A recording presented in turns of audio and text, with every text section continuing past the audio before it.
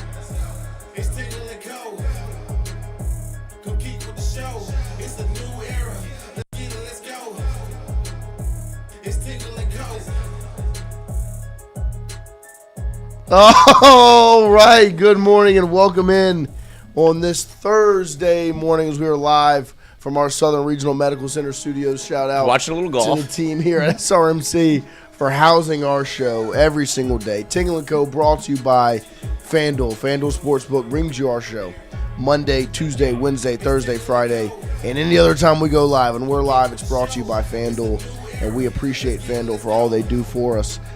And you should appreciate FanDuel. You should also appreciate Mr. Fun, as yesterday Mr. Fun told you when he popped in later on in hour number 4.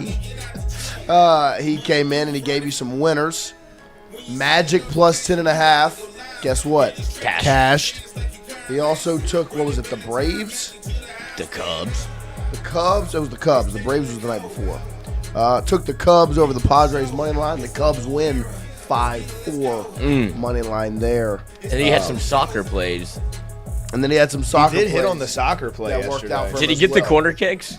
I didn't. Oh, I actually want to see. Mr. Fun did. He had some extra Mr. Fun picks for himself. But the picks he delivered for all of you cashed yesterday. Cubs money line, and of course Magic plus 10.5. If you parlayed those together, you can make yourself some money via our friends over at FanDuel. Make sure you gamble responsibly. And the way to gamble responsibly is to follow Mr. Fun's pick of the day because it's going pretty well. Only 7 corner kicks. How about that? Shout out to Mr. Fun. Mr. Fun is on a heater right now. He's absolutely dominating. We appreciate him stopping in every day and giving y'all some picks. Make sure you continue to tune in. I got a text from one Hunter Hall last night that said, show notes, more minutes with my guy Mr. Fun, which means more winners from Mr. Fun that you can cash out or make your selections with our friends over at FanDuel. Make sure you download the FanDuel Sportsbook app or go to the FanDuel Sportsbook website. Appreciate everybody joining us this morning, getting in here, starting their morning with us all week long. Lloyd, Wyatt, Christian, Poggi, how are we doing? Good morning. Good morning. How are you, sir? Oh, doing well, Wyatt, Christian. If this job doesn't work out, I think I will go to J.P. Morgan. Fair enough. Yes. I figured your resume was not far. Well, it turns out I don't think it matters how good you are at the job. You just have to be willing to do some things. You'll be competing with me for that spot. I'll tell you what right now. One for each. Okay. Yeah. I got you. Do you think? Thank you. Do you think anybody actually read the story and then went and applied for a job? Yeah, I think I saw a tweet that said JP Morgan applicants were up 25%, which is insane. Unbelievable. Those are real gooners. Yes. Those guys, you need to be put on a list. Yeah, I mean, if you applied to JP Morgan yesterday, you should be yeah. in jail. Banned from the job. Yeah, you should not be allowed to get it. That resume goes over here. Crazy. Except for that one girl. 37 looks great. Yeah, she looked good in the picture. Unbelievable. Up 25% on applicants. Why not? I guess so. I mean, and then Wyatt and Lloyd will join soon. We appreciate all of you Soon come. hanging out with us every single I will morning. say, you asked me how I'm doing. I'm actually not doing great. Okay. I'm starting to get a little scared. No bowel movement. You haven't done I that. have not shit.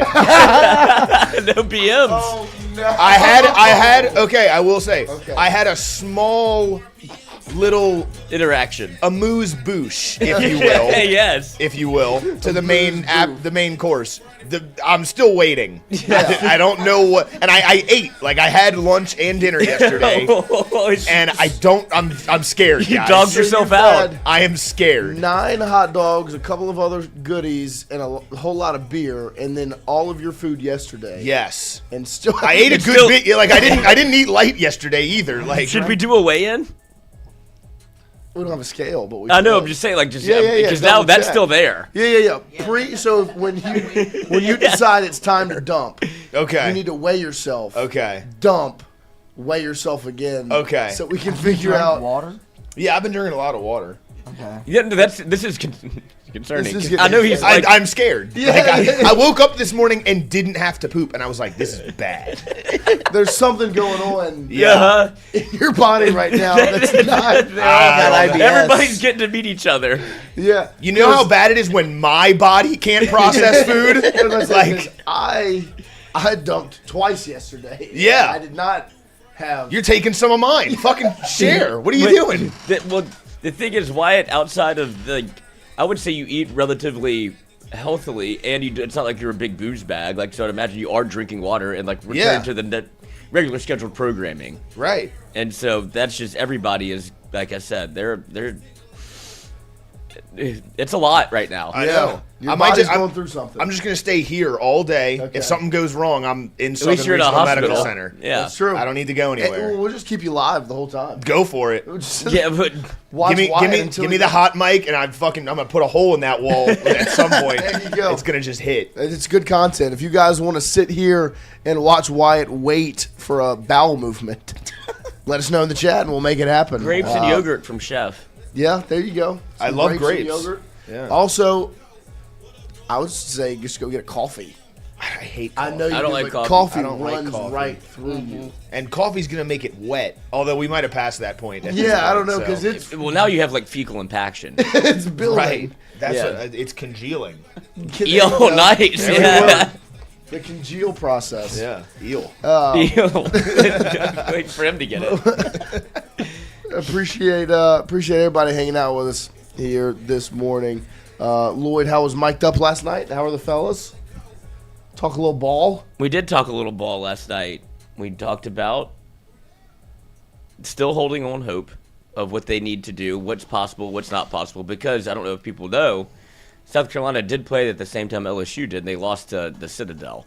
It was a smooth 500 on the year. So still a hope for right now. The mindset is 2 out of 3 every series. Do you think it's a sickness? I think it's the ball player in them. Yeah. Where it's like they're used to we're not quitting. Right. Well, I Because they think don't have that mindset. Jason was the same way. Jason sat down and he was like, I think they're going to go on a run here, boys. I think we're going to be hot. If we're looking for literally, there's only one thing that can fix this that you're not willing to do. What's that? Pudgy belly shot. It really is. Like, that's if you cared, but we're past that apparently. You've moved on. You moved on like week, 5? He moved 2? on after he didn't do it. That's what I'm saying. So whatever, that was at Jacksonville. There is still a way. I feel like it got counteracted, though. I don't know yet. Well, I tried. By We've done a lot of things. Everybody else has put their hat in the ring. I agree. But you won't put your tongue in Poji's belly button. That's all it would take. Yeah, that's all it would take. But it was interesting to listen and hear y'all talk about. Like to hear, Wyatt got a lot of run on the show. yeah, just to hear the. That's why I watched. I knew. There's only one thing I love more than food, and that's attention. That's true. Which we put the two together. I Yeah. could just hear the positivity seeping through as they were speaking, even about things that were like Objectively in negative. a way. It's Yeah. still like, but which There I always appreciate. Because they're not wrong. Because this is what they've infested me as well. Right. Because there is a lot of good that's come out of having this new lineup, this new look. Like the young bucks are running around course. playing ball like to win, and it just feels like a lot of the problems maybe that you had don't feel like they're festering anymore. It's just all right. We ripped the Band-Aid off, and let's see what happens with these guys that are more invested in playing baseball to play baseball as opposed to maybe what could be the future. Yeah. Like their future is for LSU because if they don't play well or do what the coach says, they're not going to play. Yeah. And I don't think that threat was very evident early on, as you saw a lot of people continue to get trotted out there. Yeah. You're like, that should be over. No, 100%. One of the questions that was asked to you guys last night that I really liked and I thought would be something good for us to talk about this morning was the one centered around a bounce-back season, because we kind of talked yesterday about the concept of relegation when Jason was talking about soccer, and then someone in the chat, I don't remember who it was specifically, but someone was basically like, it was Hunter Hall, of course, Alabama fan. LSU would have been relegated in football, men's basketball, and baseball this season if that was applied. And so then I saw the question last night on Mic'd Up of, out of those three, who is going to have the bounce-back season next year? And I thought that would be an interesting concept or topic for us to talk about this morning, because there are so many layers to the three sports, right? There's so many things about them that make them different. Two of them have new coaches. One of them is going to have a remaining head coach.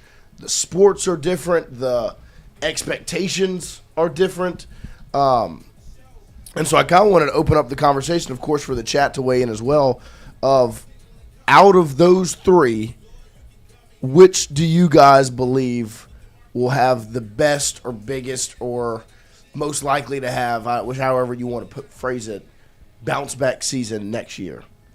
Because all three of them have been pretty bad. Football, baseball, men's basketball. Could I phrase it as which one has the biggest expectations to bounce back? Like, I think everybody's in a kind of a different bucket.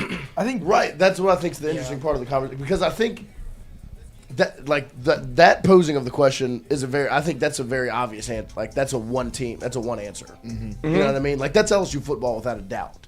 The expectations because of money invested. But I would say the most likely team, I would say, is baseball, because I think you are. See, I don't even consider them. Yeah, it's not over. Well, yeah, I agree. I get that. well, and I look at basketball and how much worse could that possibly get? Right. I think that's like the worst one out of those three. So Yeah. they have to do better. And it also has the lowest expectations. Right. That's why I'm thinking like, yeah, that's the obvious answer. But the other two, But I think football has the most expectation to bounce back and to And the be really good. and the lowest floor. Right. Where it's like there's a difference, and they talked about this last night too, which I Yeah. thought was Jared posed his own question but couldn't answer it, which I thought was interesting. Whenever he asked if LSU football makes it to the college football playoff, is that considered a success or failure on the year? Question, easy enough answer because it's a yes or no, right? Of course. Like, yes, if they just make it to the playoff, I believe that would be a success for what Lane Kiffin did in year one with LSU football. Agreed. Then he says, well, it's actually TBD. This is Jared answering his own question, which is wild. I watched Where he this says, part live. actually, Yeah. It's a TBD because if they do make it to the college football playoff, but host a home playoff game and get the brakes beat off of them, on the seeding. right? And how the first game goes, and like, sure, I'll have different expectations once I get to the dance, but I also just want to get invited first. Of course. And it's like, yeah, everybody's trying to get invited to this party. LSU's never been, right. So if the invite shows up, thrilled. It's a success. Now, if I go and don't have a good time at the dance, if I get dogged out by a 2, then I'd be like, ugh, that was not fun. At home. No, I agree. I think that's the interesting part about it is there are the layers to it. But I think if you're looking at it holistically 100%, getting somewhere where you've never been it's the goal. In the first year of the head coach, that's the whole point. Because I think even if you don't make the playoff, but Texas A&M at home, Alabama at home, and Texas at home are all super competitive playoff-like games. Mm-hmm. That's a return on the investment of the money you spent. Right? Yeah. So for the money people, that's a success even if you don't make the playoff. I also think just having a home playoff game would be a success, whether you get upset by a 10 seed or not. Oh, I mean, everybody would, and Jared objectively is right. Like, if that happened, you'd be upset. Fuck! Well, if you're Texas if you A&M, lost to Tulane at home, like people would be upset. Texas A&M last year, and you have a home playoff game. You play Miami, and you lose 10-3. Right. Like, is A&M happy they got to the dance? 100%. They finally made it. But you got stomped out and embarrassed by a team you were rated higher than. That was the thing that bumped me about what he said was. I can understand his point about if you have a home playoff game and lose, that would be extremely disappointing. There's no doubt. But he framed it as if you have a road playoff game and lose, that's a more successful season than having a home playoff game and losing. I completely disagree. Yeah. Having a home playoff game versus a road playoff game objectively means you had a better season. 100%. And then also you get that home playoff game from the financial aspect. You get the return on investment. Yeah, if you lose to a group of 5 team, it's an embarrassment. That's embarrassing. That's a very disappointing end to a very successful season. Yeah. But I think if you have a home playoff game, that's objectively better than a road playoff game. Because essentially what the conversation is getting into now is PR versus results. Right. Because to me, saying a road playoff game is better than a home playoff game is strictly from a public, from a PR standpoint of how does it look from an outsider perspective of, well, you were Tennessee taking a trip to Ohio State. Mm-hmm. It's okay that you lost.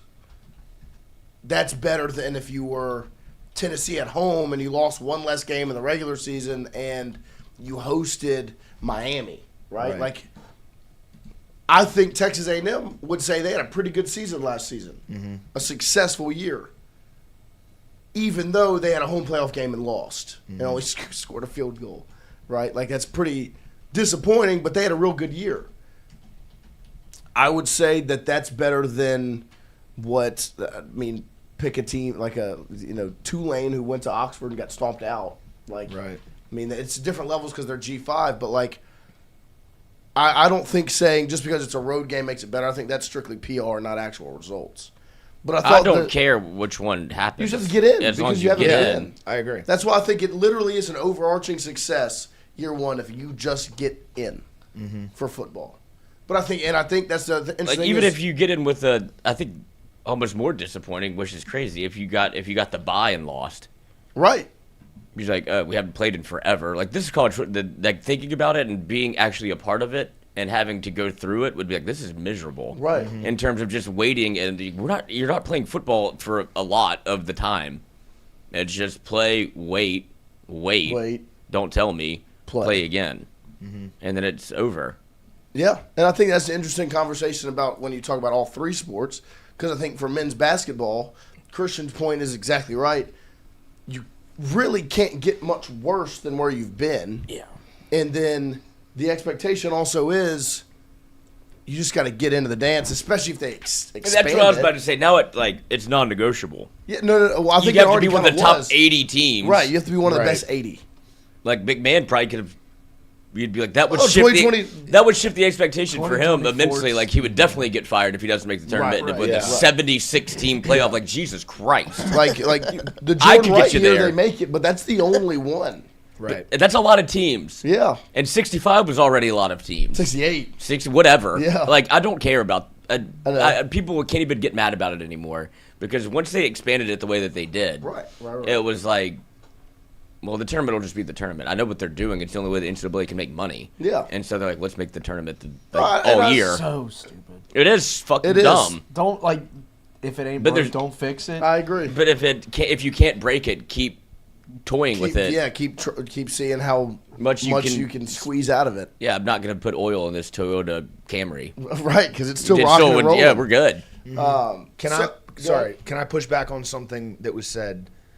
I think the biggest expectation for a bounce back year is baseball. Yeah, I don't disagree.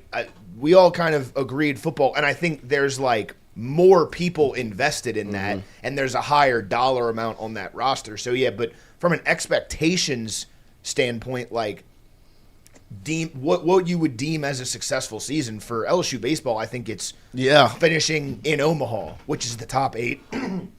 And then football, I think, is just making the playoff, which is the top 12. Yeah. Right? And there's a lot of things that can go right or wrong during a football season, that could change how we feel about that. You mentioned, the playoff atmospheres during the regular season, the return on investment. Baseball, I think, is strictly, you have to get back to Omaha next year. Right. You can't, if they do end up missing the postseason this season, you can't do that and then not go back to Omaha. That's when it gets really, really loud around the program. Well, and I think on top of that, in the same point with baseball is, I also think if you were to do a most likely to, Right. I think that plays into your expectations of people would choose out of the 3, football, men's basketball, baseball, which one's most likely to have a successful bounce back season. 95% of people would put their money on baseball. Yeah, but they have the smallest margin of error. I agree. Right? Because they don't get any because of the way football has been bad. I think Right. that's okay to say. Basketball has been bad. Yeah. For some reason, it feels like because of baseball doesn't get any grace for winning 2 national championships in the last 4 years. Yeah. And then, like Wyatt said, a lot of people are going to think that way of if you miss the postseason, God forbid, you miss the postseason, now it's you better get back to Omaha. Yeah. And it's well, there's no grace in between of okay, this is where the program is. Yeah. Current day, you're not even a play. You're not even that's the easiest tournament to probably get in. Right. Which one? College baseball, not Omaha. I'm just saying to get to a regional. Be in the Right. postseason. Yeah, it's really hard to. It's kind of hard to miss. Yeah. And okay, so do you not temper your expectations after that, or it's you better get it back to where it's supposed to be, the gold standard Yeah. of college baseball. Yeah. Which I agree with, but I think hosting a regional is more so the goal every year. Missing, but you should never miss the postseason opportunity. No, I in baseball. completely agree. I just think it's really hard to get to Omaha. It Yeah. is. No, I think I would consider it a failure if they once you get into if you host a regional and host a super regional, then it's just disappointing. Yes, because right. you're there. But I wouldn't say did it's everything you're supposed to do. I And wouldn't then say you it's a lost. failure No. if you host a super and you lose a hard fought series. You're just at home. It sucks. It's disappointing. To me, that's not a failure. A failure is what. Not even making a regional. Right, It's, right. that I think anybody, even me, And I would say there's even a lot of people would even say it's somewhat of a failure to not go host. on the road on for absolutely. a regional. I agree. Yeah. I think you should. You're host a LSU regional. baseball. You should be hosting a regional every year, even if you're not hosting a super. There should be regional You should- baseball. yeah, at absolutely. every Yeah, single year. absolutely. And so I think I that's think the he knew that when he signed the contract. Of course, I Like, think he knows everyone that- does. Yeah. Right. And so I think that's the interesting part of the conversation is the sports are so different, but we've had Jason and Charles both come in here, and we've had the conversation many times. The expectations going into 2026, 2027 are so high from an LSU athletic standpoint. I think it would be safe to go around the room and say you expect all 3 of these teams to be very, very good, right? Yes. Extremely competitive in the Southeastern Conference. Absolutely. And potentially all 3 make the postseason. I feel like that would be a safe assumption to say we all would assume that going into this year. I mean, I think it's the blind optimism of change, right? Right. You want to see a return immediately. Yeah. Because, honest to God, football couldn't have been worse. That's the worst season. The last 2 have been miserable. Right. You're just not even competitive. basketball, it's kind of been that program's dead. Right. Like, there's no way it's going to get any better. Trying to revive it. Right. So now the expectations are, well, you made the changes that you think the problem was. Now, is it an LSU problem? Right. Or was it a head coach problem? And that's where That's the pressure. That's the pressure. Because if you fail again, and like if LSU goes 7-6 in football again, be like, what's going on? Well, then it becomes like do you all have NIL figured out? Like, are you Yeah, spending the money yeah. the right way? Because you're the one that's in the news the most. Right. Aside from Brendan Sorsby. But you're the one that is like a program that's like, oh, I didn't know LSU had it like that. Right, no, and you you're are spending everywhere. All eyes are on you. Like in all of those in And the they three hate you. sports They that hate we're- you. The three sports that we're talking about, LSU is very much in the mix of the like it is the most talked about college football program. From negative and like in all the ways. It's got the Men's most eyes on basketball it. is very much in that conversation now as well because people want to hate watch the head coach and the way those things went down. And then baseball, of course, has won 2 out of the last 3 national championships, and the expectations are high, so people are going to talk about it. Which is why I posed the question of like, okay, now that they've all 3 of them this season have been disappointing, the pressure's going to be on for all 3 of them to have extremely successful years next year. And that's why I wanted to ask the question of which one of the 3, if you were to put your money on it to bounce back from this year to next year, would you choose? Baseball. Okay. Football. Okay. Yeah. Baseball. Baseball.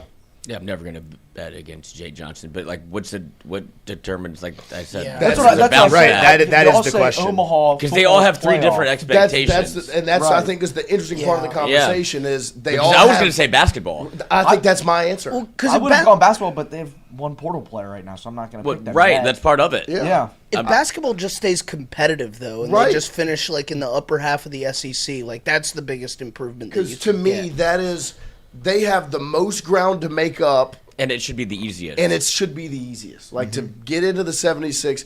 And look, an SEC schedule is not easy.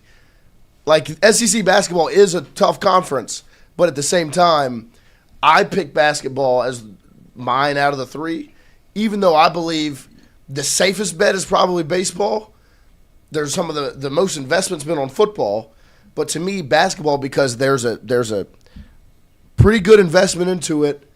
You have a head coach that you trust going to deliver, and then the expectations are just like even if you're in a play-in game, like in Dayton, like we were sitting watching Will Wade and NC State versus Texas in an 11-seed game going, man, it would be really nice for LSU to even be able to do that. And I think that's why I would pick basketball because I think genuinely if I'm picking one to have a bounce back year, it would be that one because I trust the head coach. right. And there also aren't the highest of expectations from a national and from an LSU fan base perspective. It's really just I want to watch LSU basketball in the month of March. Mm-hmm. That's it. Like you could make it and lose or play in a play-in game and lose.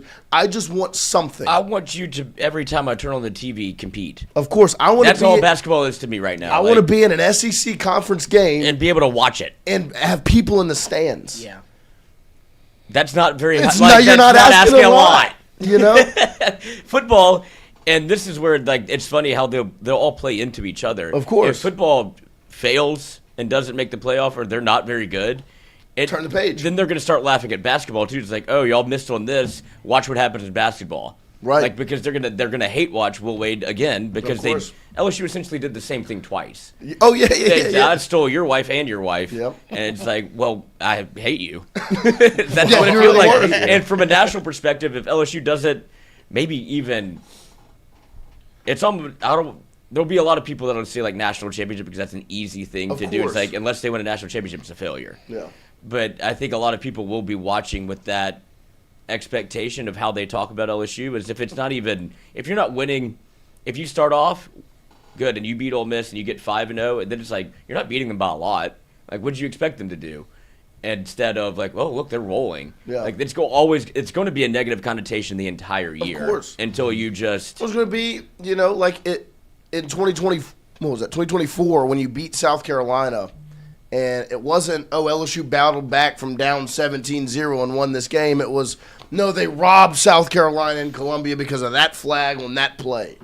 I didn't know LSU was a team that got calls, by the way. Yeah. Historically, never. Right. And so I think like there are going to be many times like that during the football season of even when LSU say they go 5-0, it's going to be, well, they caught that break and this thing's happened to that team. That's why they beat them there because they'll never get the flowers because they're the villain. And so that's what's interesting. You said baseball, right? Yeah. Why is that? Why I think they're going to have the biggest bounce back. Yeah. Jay Johnson's the best coach in the country. I think he's going to go absolutely scorched earth in the portal and in high school recruiting. Who was it? Coach Simpson. Josh Simpson's his name? Was out recruiting. That's why he wasn't coaching first base on Tuesday. Yeah. And he said he might have lost his job. Well, because we play pretty good. Yeah, it was his fault. And I mean, just watching the guys on the roster that are going to be back next year, I've been the biggest Kate Arambidi fan since before this season.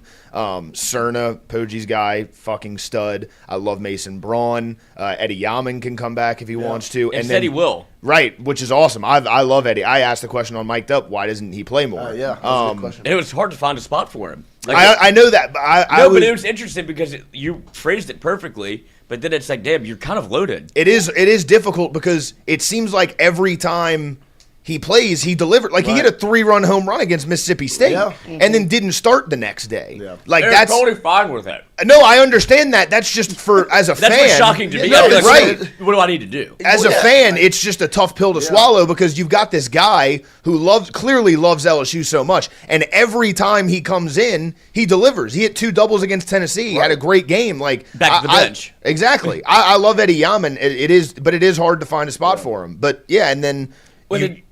Sorry, but it's funny that it's hard to find a spot for him when you feel like there's so many spots available, but there's really not. I know. There's really not because like I thought it was a very easy conversation of getting all 3 catchers in. You go catcher, DH, first base, and then Mason Braun started playing first base, and it was really good.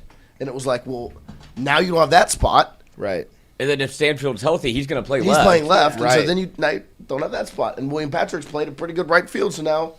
And you want to play William Patrick so he doesn't leave, and Eddie Yaman feel like very much I'll be here. Yeah, like I'm cool. I'm a stay-at-home dad. Like go do whatever. I'll be here. Yeah, right. And that's great.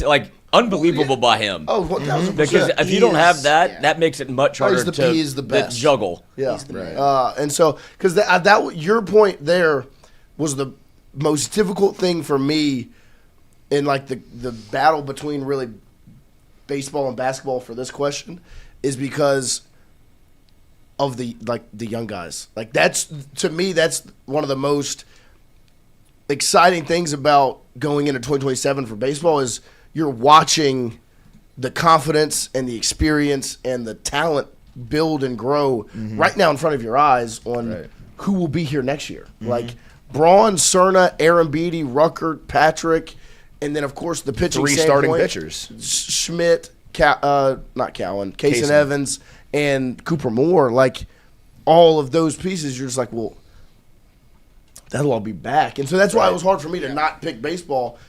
But I also think they have the toughest expectations. 100%. And it's not even a Jay thing. I just think when you say Omaha, that kind of is out of his control in a little bit because – what does it take to get to Omaha? It takes lucky bounces. It takes home games. It takes winning in the regular season when you might not have things figured out. Health. It's a lot of things that Jay can't really control, but he can by recruiting. So I don't want to push back too much on it, but I'd like to say that basketball and football have the easier expectations, if you will. So you chose football. I did. Why? Well, I mean, I was out at spring, so I feel like they're kind of like my team in the room. Yeah, I feel like you have basketball. I feel like y'all 2 have baseball. I feel like I kind of have to be the football guy. But sorry. Someone has to. You can't all pick baseball and basketball. Oh my God! I'm football. Okay. Why football? So I would say football I'm because the football guy. Well, come on. What a cross to bear. Oh my God. Play with me, pause. I would say football because, look, I was out there in the spring. I would also say I got to see the coaches up close. I know we all got to see them on the camera or whatnot, but I was bought in when they were coaching. I liked what I saw in every single room this I guess, offseason position-wise. You saw depth.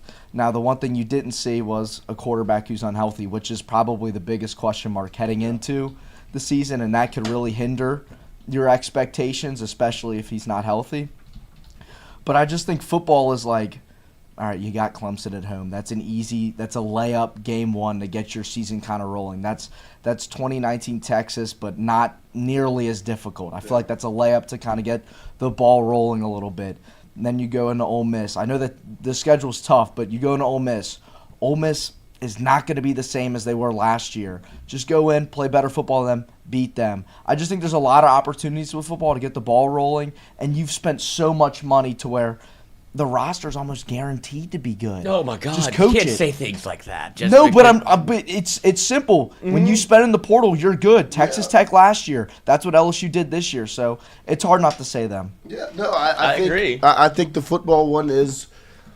I think that's the one a lot, like the majority of the fan base would select, because you look at sports now, you think investment equals return, right? And it's not like when you pay for the talent, you're going to get the results. And I think that's why there's a lot of pressure on this season, is because you have paid for the talent. So your point is exactly right. Of a lot of people are going to look at this roster and go, you have no choice but to be good. You have a Right. national championship roster, and your expectation is the playoff. Right. I feel like that's very flexible. Yeah, no, I don't think you're wrong whatsoever. I think the biggest thing is the pressure's now on the coaches to make sure the roster is made the most of and the success happens. And so I think all the same things, like you need health, right? That's one of the biggest things in all of these conversations. Right. Is you can't get hurt. Like look at 2025 football, right? Like one injury derailed the whole thing. And all of those things play a factor. So I think football is an interesting one because it's the one that's been invested in the most, has some of the most pressure on it, and also can be the most volatile because of the schedule they have to play and the lack of leeway during the regular season, right? And baseball and men's basketball, there is a little bit of leeway because you play more games and all things. In football, right? It's kind of, if you have 2 losses, you get in. If you have 3, you don't know, And so I could very easily look at the schedule and pick out 3 losses. Right. You could also look at the schedule and go, things could go really wrong and they could drop 5 and it would be an ultimate failure. But you could also look at it and go, well, the way this is set up, if they get through this stretch here, they could only lose 1 game. Like you could do it that same way because of how talented your roster is. I think it has the most fluctuation. And I think that's the interesting part about this discussion is all of the layers. And you're going into all these seasons expecting greatness, because you've invested and you have 3 really good head coaches in charge of all 3 of these programs that you expect to all deliver. And so I think it's going to make for a fun athletic calendar. Absolutely. The pressure's on. Well, and I think for football, everything Christian said is correct. On the surface level, on paper, you look at what LSU did, spent the amount of money they did, built the roster they did, and then, I kind of look at it and go, well, who out there is that you wouldn't got? There's still question marks, and Lane Kiffin talked about this in his presser, where he's like, yes, we got talented players, but we're also very much not that deep because of injuries. It's already happened. And so I would say, how proven is the wide receiver room? I can't pick. Outside of Trey'Dez Green, who's your one? You don't know. We haven't seen it yet. We haven't seen these guys play together, and they've never been a collective one on any of the teams that they played on. And so I don't now that's and where they I didn't go out and get a 1. Exactly. Right. So that's where I go. Well, I guess that's a Lane Kiffin thing. I just trust the offense. Right. And then you go, well, what'd you do on the offensive line? Okay, you went and got different players. That's also that just falls on Lane Kiffin's lap. Be better on the offensive line. I don't know how. Which room is proven? Exactly. Quarterback, you have a question mark. You don't know if he's healthy or not. You don't know what it'll look like. Running back's not proven yet. No. Tight end. That's it. Is it? I mean, if you count it as that. And then defensively, I think there are rooms that are proven. I think your linebacker room is proven. Safety is. I think safety's in a real good spot. Cornerback is a question. Interior defensive line, A question. Question. edge rusher. Ish. I think. Just that's the depth. Sure, Yeah, no I think that you're question. lacking depth, but I think Umanmielen is. That's what you. But proven. that's what you're hanging your hat on. Right. Yeah. You have. Yeah. That's where you are because there's only so much money to go around, and you had to rebuild an entire roster. Well, then, and you also, like I said, like it would be nice to have Gabriel Relaford. Of course. And so that's a huge. Now, It's a huge gut punch. and it did make me think because of how much he talks about the way that college football is structured in the roster. He always wants to compare it to the NFL and what it lacks versus how it's similar. Right. Do you think there's a world in which there is like a because you got rid of the second transfer portal A window? full blown free agency. Yes. Where if you have it signed Yeah. and there's like this pocket of even if like there's just a pocket of players that are still available that Yeah. like I'll go get them. I mean, I don't see how that's not allowed right now. Like, I don't Right, see what yeah. would stop you from doing that right now. That's like, what I'm as wondering long as you because that's do where it, my brain went. right? Go Because to get me, player. there can't be another entrance window. But if you enter during that window and you don't get like, what stops you from still being a summer transfer? You know, like Enrolling as in long school. as I get there before school starts, I'm not at the other school. I'm already in the portal. Like I think that already kind of happens. It's just the level of talent has diminished because you went go out get the there. good players. You went out there to go get Right. the good players. But like I still think if they found a cornerback that they liked that's been in the portal And he's not on a roster. and he's not on a roster, they could technically right. bring him in.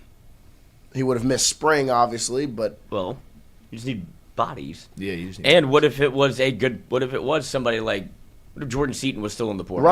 right. He's like, I don't have to go to spring practice. Do you think what do you think the cutoff should be school? Like the academic calendar? Like you need no, to I enroll think it in could class? go all. I mean, if they were doing technicalities, Yeah. I mean, why would the credits not transfer over if you're enrolled in a school Yeah. and not playing? I would imagine. my thing is, I you think can the go anywhere you want at any time. The conversation that could and be then they like have a free agent. They have then they have to make it like a thing. right. Like what if the drop date or the enrollment date is in the end of September? Well, that's week 3 or week 4. Like what if you go through the first 3 weeks of the season and you go, well, we just lost that guy at that spot. We need something.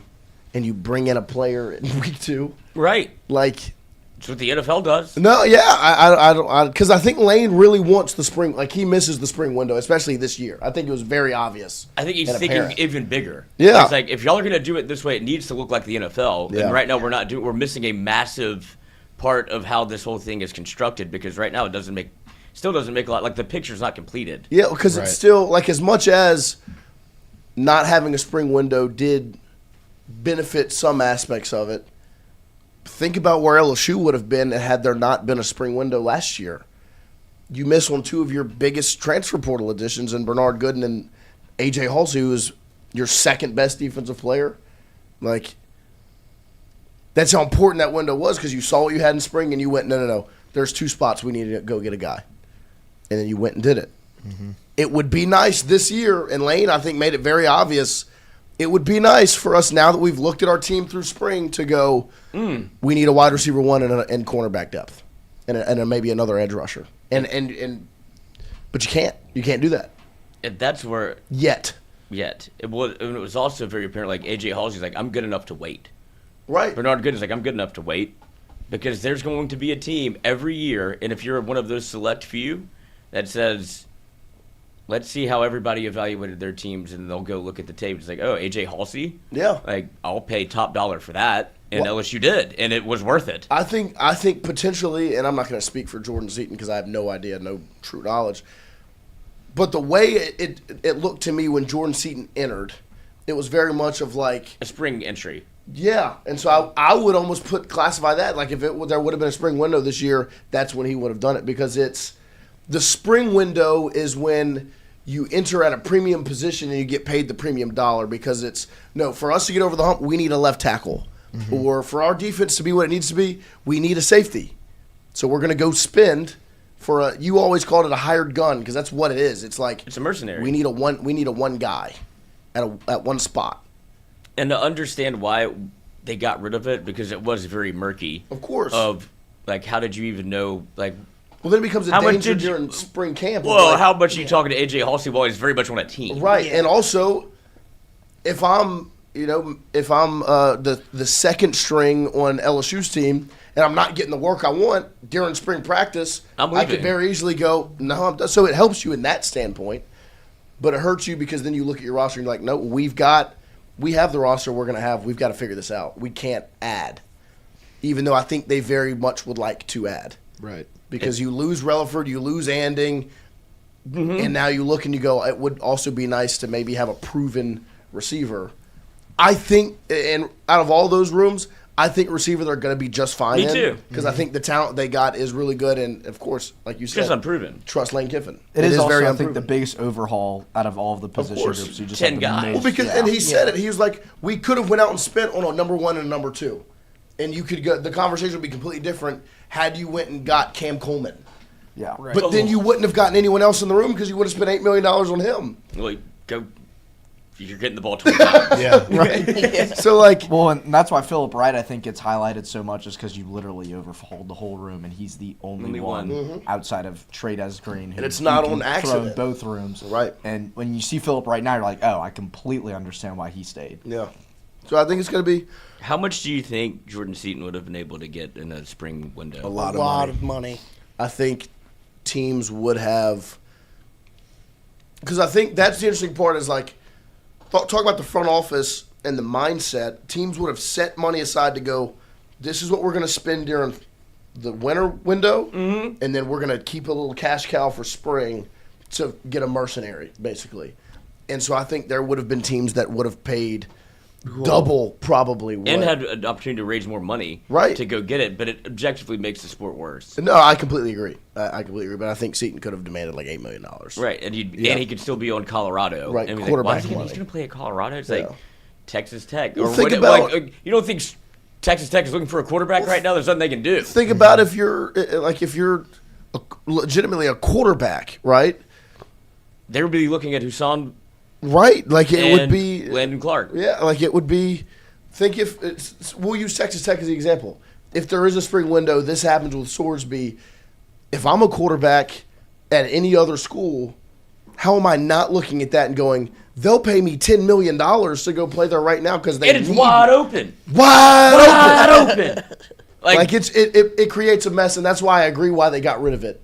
But you can tell it would be nice to be able to go cornerback, edge rusher. Okay, we feel a little bit more confident where we're at. What's the show that has the quarterback, Chad Powers? Yeah, it would be nice to have a Chad Powers. That's what I'm saying. Like, they're not that far off from being actually Right. as far-fetched as that show is. Yeah. It's actually pretty smart. Like, if somebody did that, there's somebody on their couch. Yeah. It's like, Well, you don't think, Well, I think that's the thing. Diego Pavia's drooling. I think that's the thing with. I think college basketball is the most interesting one because they've actually kind of cracked that door open of like in the middle of the season, Alabama went and added Charles Bediako, who was playing a G League game the Saturday prior. And listen to how stupid and- that sounds. And Baylor went and got Najee, who was playing a G League. Like all of those things, Texas A&M just got a commitment out of a guy that was with the Rochester Knicks in the G League, right? But like, and I think LSU is also going to be in those conversations now of the door's starting to crack open. If you can go get a professional guy, why wouldn't you? If everyone's doing it, like, what's the difference between a G League guy and an international guy? What's the difference between, even I'll go one step further. When does the NBA playoffs end? I'm serious. In Middle of June, I think. What would stop you, like, if I want to keep playing basketball? Frog, you want to play for high? No, I mean, look, I don't know when that point will be arrived at. I 'Cause think I was going to say you can't play a professional athlete, but they're already doing it. It's already Right, happening. right. I So think what's the that's- difference between that's when the money comes into it because you can't ever compete with NBA money. they just love the game? I mean, maybe. And so I think, but to your point of like, This would be fun. baseball. Yeah. to your point of adding those sorts of players, like, I think that's the danger that basketball's teetering on right now. Where, like, I think when you look at the roster LSU ends up putting together, there will be some portal guys that play college basketball. There will be international guys, and you might get in the mix for G League guys because if there's no rule stopping it, why don't you do? Why would you not at do it? lanekiffin.com and willwade.com. There was rules stopping him. He did it anyway. And so now that there's no rules, I'm definitely going to do whatever y'all let me. Not even let me. I will make you say something about what I am doing. Stop me. Yeah. And Jay Johnson, Dylan Cruz is in the minors. Go get him. Yeah, I mean, think about and that was me and you talked about this on the phone for like 45 minutes one day, because when the blackout drunk, the Bediako stuff was happening with basketball and the Najee and the guys come back, I looked at Lloyd and I was like, what's stopping LSU from going say Connor Griffin was still sitting in AA ball and was kind of slumping and not playing that well and didn't get called up like he did. What's stopping Jay Johnson from going, Connor, buddy, just come back to LSU and just be a freshman and have some fun. Have your 3 years instead of being stuck in single A ball and then see what happens. Yeah, Paul Tuckett on a bus. Like when do those things start happening where the minor league players end up coming back to college baseball? Because in basketball the door's starting to open. In baseball, I think it's a similar structure.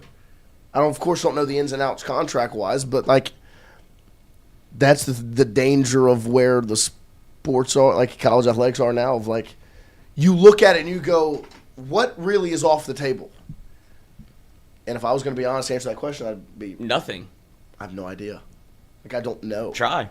And that's why I think these conversations are so interesting, because these three sports are all college sports. They're all so different.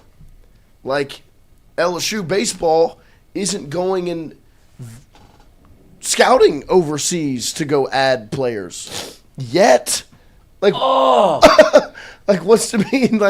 At some point, that doesn't happen, right? But basketball, where it's at right now, is look at Illinois' team. It looked like a EuroLeague basketball team when they played last year. Can you imagine Shohei Ohtani played for LSU? That's the crowd pop would be crazy. How far away is it from when you want to start being really good at college baseball? I mean, you fill your team with guys from the Puerto Rico Baseball Academy, baby. Yes. Come straight to LSU. Shout out Luis Hernandez. Yes. Because what is the Puerto Rican Baseball Academy outside of baseball? Baseball. That's what you're here. That's what you're been bred to. Obviously, look how good he was. And it's I don't know what they do or how old he even is, to be honest. And I appreciate Poppy for everything, but it is an interesting question of probably a 35-year-old at the Puerto Rican Baseball Academy that hasn't played college. Yeah. Or professionally. IMG Academy. 21 votes. Which LSU team will have the biggest bounce back in 2027? 29% baseball, 33% basketball, 38% football for LSU next year. It'll be interesting to see. It'll be fun to watch. Gymnastics. A front row seat. They won't have a bounce. I mean, I guess technically they could bounce back. Golf. Bouncing back from a runners-up would be a national championship. Shout out That's Cordell. why women's basketball and gymnastics are not on this, because They were good. they were good. But that's why I think it's baseball, because if the question is phrased, which team will have the biggest bounce back, I think expectations are not a part of that conversation, because it's strictly how much you change from year how one to year bad two. you were this year to how good you are next year. You could argue baseball is having the worst season of the three. It's in that mix, right? And I think they're the most likely team to win the national championship of the three. So that's why I think the answer is baseball. Yeah. I think it's all in how you pose the question. I think when you pose it most likely to, biggest, the easiest bounce back, all of those things are different levels of the conversation. The best part about the entirety of the conversation. Baseball is in the best spot. It's Right. the easiest Well, one to bounce back and probably the most likely. I think it's the most likely one to bounce back, and to your point, easiest one because of exactly what he they're said. not playing great. Because you've been that bad. Well, and the one thing that's different is you're going to keep a lot. Right. You're going to keep a lot, and you're going to start building from what you've already had in that situation, and then you go out in the portal and you go fill whatever holes that you need fill. But like you guys already said, you're bringing back that entire starting rotation. You have all these young guys that you're playing right now that are showing you a lot of promise. Like there's just so much positives that you're already looking at before you even head into the offseason portal and all that stuff. Right, because basketball and football have all objectively been players that weren't here. Right. We're Exactly. expansion teams. Right. Yeah, they're completely rebuilding. Yeah. Baseball's not. And I think that was the kind of like I said to White earlier, like that was my hardest thing to not say baseball, because you're sitting and watching the foundation of the team develop, and it's really good right now. Like, how could you not be excited for baseball next year when you're watching Mason When you're Braun and still Omar Cerna play? excited right now. When you're watching Braun, Cern, and Aaron Beatty play baseball right now, how could you not be excited? And that's not even including other pieces and potentially other pieces that come back. Just 3 that you're pretty confident in coming back, and they all 3 are balling. Like That's what I said on Tuesday. I was just like, this is a weird feeling. Like, Right. The team's losing, but you're looking ahead at the next season Big just picture. by watching all the freshmen, all the young guys, and they look good. and they look really good. They look really good. Mikey I mean, Patrick. shout out. I mean, like all of those guys are. I mean, think about it. There's a lineup that's been put out there where really only one position. Well, I can make a lineup right now that could very easily play this weekend that all could be on the roster next year. Right. Like in the outfield, if you end up putting Yaman or Braun in left or right, having Patrick in the other spot and Curiel in center. And then on the infield, if you put Pearson at third, Milam, Ruckert, and then Braun or Yaman at first, then there's your infield. And then at catcher and DH, Aaron Beatty and Cerna. Like that's a lineup that's literally could all be here next season. Right. And I think you feel confident in majority of them being here next season. I think the biggest conversational pieces are, do you get Curiel and Milam to not go to the draft? And I think that's the business decision of it all. So it'll be fun to watch. And like that's the biggest positive in this whole conversation is the expectations are high for all 3, and we're going to have a front row seat to sit and watch one of the craziest years in LSU athletics history. And what's already transpired has been a pretty crazy year. I think what's ahead is going to be just as wild, if not wilder. Well, yeah, now because you actually have something to judge. Like, this has only been a success. Right. For men's basketball, objectively, and football. Like, you Right. would say you went and did off-season homework, A+ both. Yep. And now it's like, okay, we're very excited if you're watching an LSU team from a basketball perspective or a football perspective. Now it's Win. make sure that, that's where the expectations come. Yeah. Because for basketball, certainly, I don't know what else you would have done. This is the only hire that you could have made that would actually make you have expectations. The alternative It was, I don't care. was I still allow don't care. that sport to just disappear. Yeah, like if they'd have hired anybody but Will Another Wade, mid-major head coach. I'd be like, I don't care. Yeah. No, it would have just withered away into the abyss. Now I'm like, Right, now you're excited. to Now there's watch. expectations. He got me right the one spot he could hit me. And you already see the pressure that comes with it because of the way the reactions have been with only one player on the roster. You know what I mean? Like that, the lack of confidence and or patience is the pressure that comes with going and making the hire and making the splash and the investment that you've made. So it's like, why is the return not as pretty as I thought it was going to be right now? But it's also like, hey, just wait. Well, you also don't know how this works, Right, Like it's just fans being fans. It's like, well, I don't know what to do because we've never watched LSU in the portal and been like LSU basketball at least. Of course. What are you doing? Do something. Well, they don't know. You But don't know this what is- they're supposed to do. Because that's the thing. This You is know how it also works. This is also the sport that there are so many avenues that you can go add players. Like you can go get G League guys, international guys. Like you can go get all these players from all these different places. How are you going to do it? You can go get high school guys. You can go get college players. You can go get international players. You can go get professional G League guys. Like, so you don't have to go all in on the college portal because there's so many different players you can get, and the season is so far away. You don't have to do it during the 2-week window of the portal. Like we said, I mean, Jason came on here and said a day in June where the team could finally be completed. Like that's over a month away. So it'll be interesting to see, fun to watch. And we're going to continue the baseball conversation here in hour number 2. Jason Armstrong from Inside LSU Baseball joins us every single Thursday to talk baseball, get you ready for the weekend. He's going to preview LSU versus South Carolina. He's going to talk about Mississippi State and, of course, the win over Southeastern that I think he probably watched closer. But he also did give me a shout-out yesterday. He was dialed in to Wyatt's 999 challenge on the social media. So I mean, who wasn't? I'm sure. I agree. I'm sure we'll have some takes there. So we'll talk to Jason Armstrong to open up hour number 2 right after this.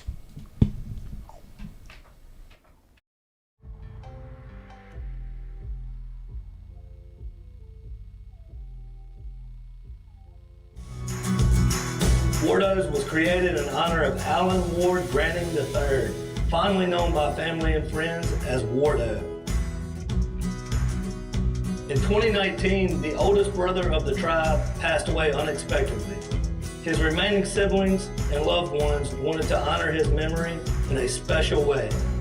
In 2022, Ward's family decided to combine the need for a sandwich shop in downtown Natchez with a desire to pay tribute to Ward's love of good friends, good times, and great food.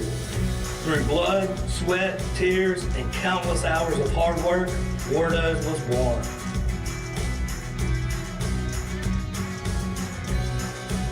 So go visit Wardo's today at 309 North Broadway Street in Natchez, where the po' boys are so good, you'll swear you're in Cajun country. Hey, Miss Lou, come visit us, Tom and Wright Granning at Go Martin on the Go Deli. Go Mart has clean restrooms, community coffee, an awesome beer cave, and a great selection of anything you may need.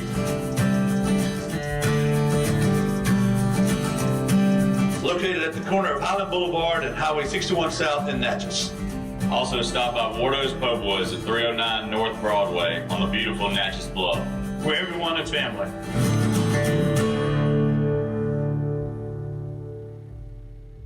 When it comes to your home, the roof over your head matters.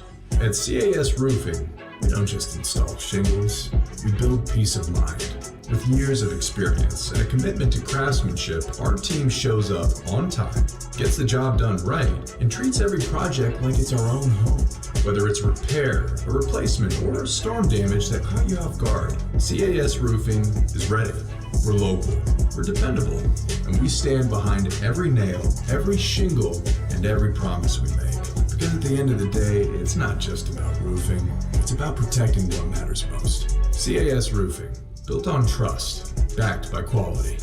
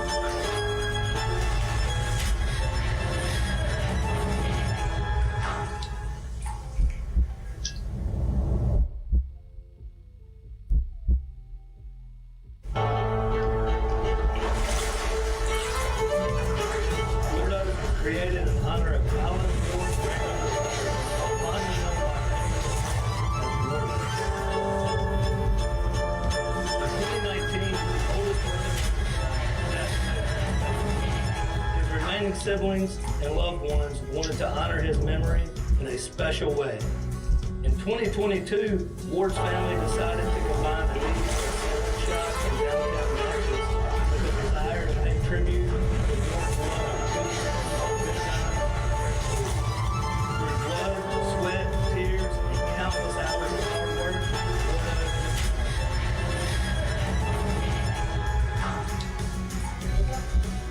so go visit Wardo's today at 309 North Broadway Street in Natchez. The po' boys are so good, swear you're incapable.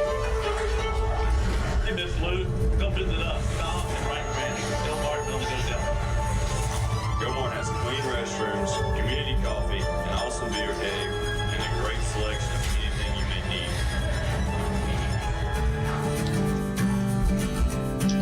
Located at the corner of Highland Boulevard and Highway 61 South in Natchez.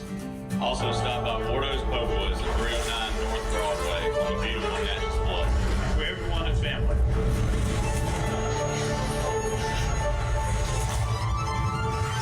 When it comes to your home, the roof over your head matters.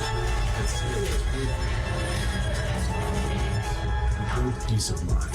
With years of experience and a commitment to craftsmanship, our team shows up on time, gets the job done right, and treats every project like it's our own home. Whether it's repair, a replacement, or storm damage that caught you off guard, CAS Roofing is ready. We're local, we're dependable, and we stand behind every nail, every shingle, and every promise we make. Because at the end of the day, it's not just about roofing, it's about protecting what matters most. CAS Roofing. Built on trust, backed by quality.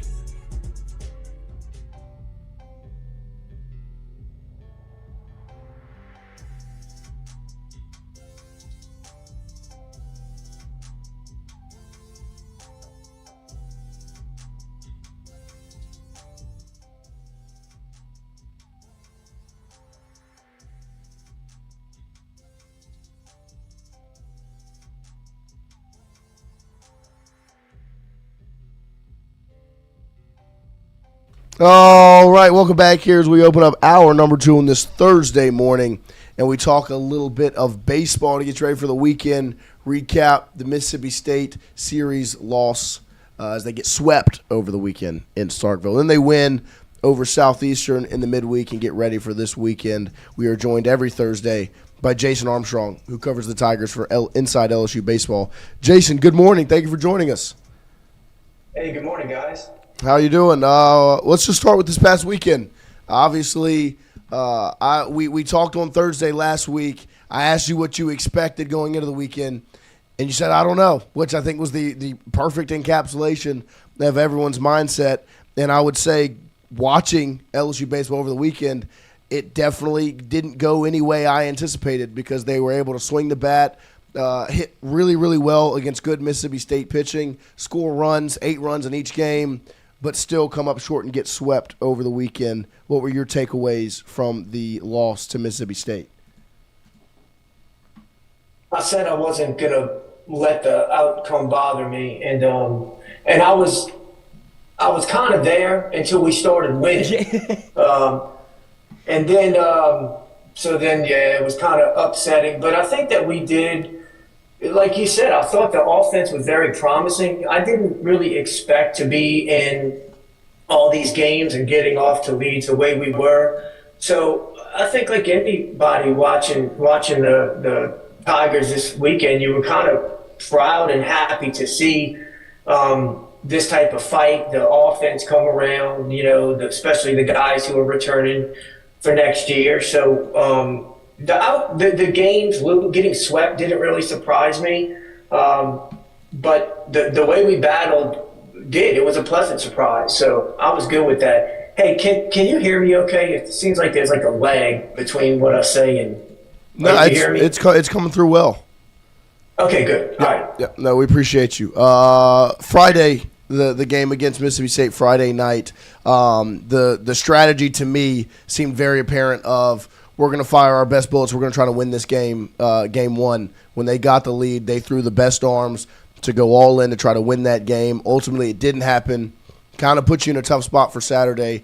What was your thought on the strategy Friday night to kind of go all in and try to win game one in Starkville against Mississippi State?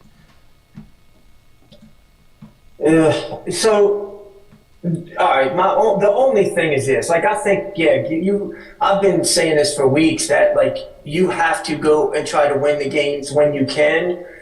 But I still think we were too late on that. My first thing is this, man, and it doesn't matter really at this point. But, like, for 2 years, I've watched Zach Collin come into the game when LSU has a lead. And for 2 years, he's been the best reliever. Yeah. And you had a substantial lead. I think you were up by, what was it? The games are running together, but I think we were up 4 runs, like in the 6th inning. Was that Friday night? And yes, but even before that, like in the 4th inning, that's typically when your first guy out the bullpen is here comes Zach Collin, and he's going to mow him for 4 innings. And we didn't do that, which that's not usually what we do. We usually go to him first, and then Sheeran's at the end, and we flip that up. I'm not sure why, but that's the only thing I did not love, because Collin did a good job at the end, but it was like he does give up contact, and so one swing can end the game, and that's what happened. But look, I'm fine with trying to win the game. It's just unfortunate the way that it worked out. But even with that happening, you're still in position to win. You've got enough arms and talent to where if guys just come in and don't look like they've never played, baseball before, right, you still probably win a lot of those games. But guys just come in and the moment was too big, and that happens when you haven't thrown an inning in SEC play and you're put in that spot. So, but the strategy didn't cost us the series. The fact that you don't have your ace on the mound, right, that just really hurts you over 3 games. No, that was going to be my next question. I mean, ultimately, you went into a weekend series against a very good baseball team, kind of Johnny Holstaff on the weekend, because you had out of the 3 pitchers you had in your weekend rotation to start the year, you went into Starkville with one of them on the mound, and that's it. Like, everything else was a bullpen type deal. You go to Guidry in game 1, Paz in game 3. What were your thoughts on the way those guys stepped in their starts Friday and Sunday? Yeah, I didn't have Guidry, that's what he does, man. He's going to give you a couple good innings. When you put him in that situation, I like Guidry for 1 inning late in games. But if you give him that, he's going to throw strikes. He's going to look good for an inning or so, and then he's going to give up some long balls, which is pretty much, I think, what happened. Say what you want about Case and Evans, man. Like, I don't take him as our guy all day long. He battles. He gives you 6 innings and gets you a lot of strikeouts, which puts a lot less pressure on your defense. Especially this defense, that's important. Yeah. So that's a big deal. You could say, well, he hasn't been great, but he battles, man, and he gives you length, and that's important. I loved Paz on Sunday. I mean, I'm a huge fan of that guy, and he was a pitch away, man, from throwing 3 scoreless innings. I mean, he wasn't sharp because he was falling behind, but that's to just tell you how good his stuff is. Is because even with all the walks and the traffic and being behind 3-1, 2-0 almost every batter, they gave up 2 hits, and one of them was a big homer.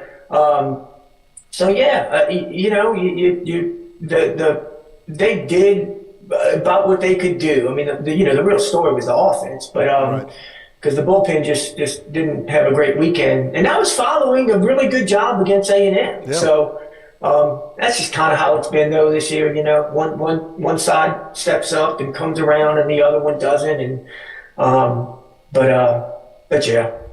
What obviously on the pitching front, you have Jay Johnson come out and speak on the health of Case and Evans and say he's A-OK.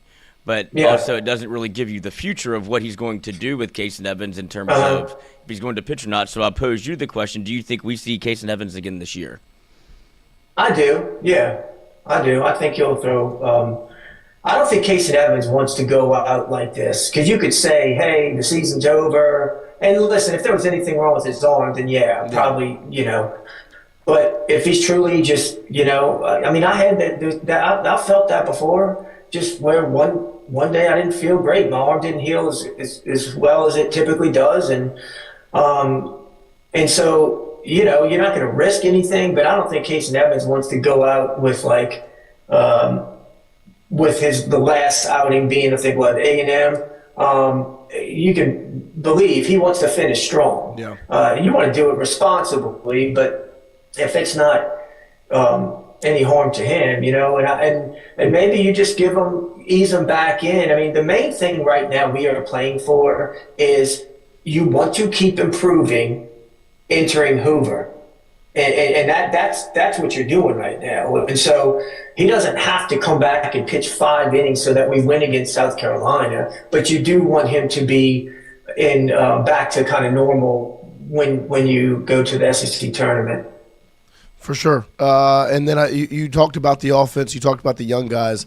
That's exactly what I want to ask you about. Over the weekend and into Tuesday night against Southeastern, LSU has gone in, and decided to play the freshmen, William Patrick, Jack Ruckert, of course Mason Braun, Omar Cerna, and then even guys like Cade Aaronbeatty, a sophomore. What are your thoughts on how the young guys have performed and the way they've really stepped it up offensively?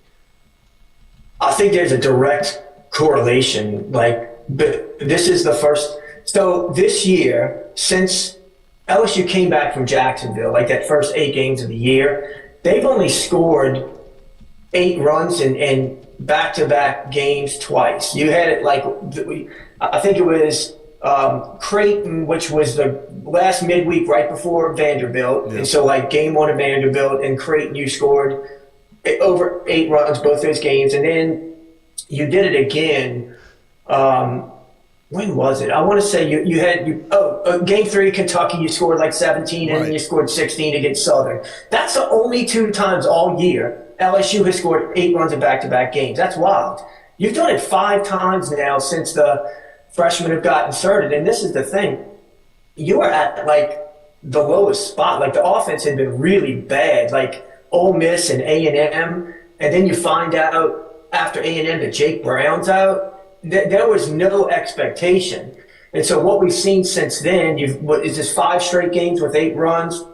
It just looks like an LSU offense. And you mentioned it, man. What Cerna and Braun both did something this weekend that hasn't been done all year by anybody. I always look at the individual performances after each weekend.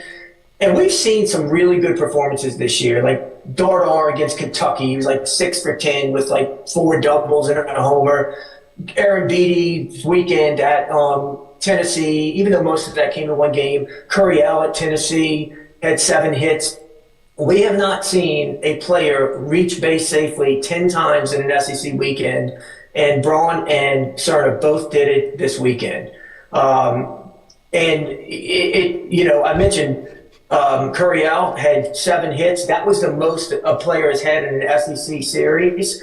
Braun had 7 hits, and then not to be outdone, Cerna had 8 hits. Yeah. So that's the first time this year somebody's had 8 hits in a game. And I mean, he was nuts. We know the stats, but Braun's leading the team in SEC play at 348. Cerna's second on the team at 333, and he's tied for the most doubles. This is wild. But here's the thing. The one that's just as impressive to me, because we know that we've already seen enough to know Braun and Cerna are stars, okay? But Jack Ruckert is a huge deal in my opinion. I know it's not a huge sample size, but versus SEC pitching, he's put the ball in play 8 times. I think he's had 14 at-bats, okay? 1 of them was a bunt, so I'm not counting this. But the 8 times he put the ball in play, 5 of them are line drives. That's the highest by far line drive rate by anybody. And again, it's a small sample, but still, it's still 8 times.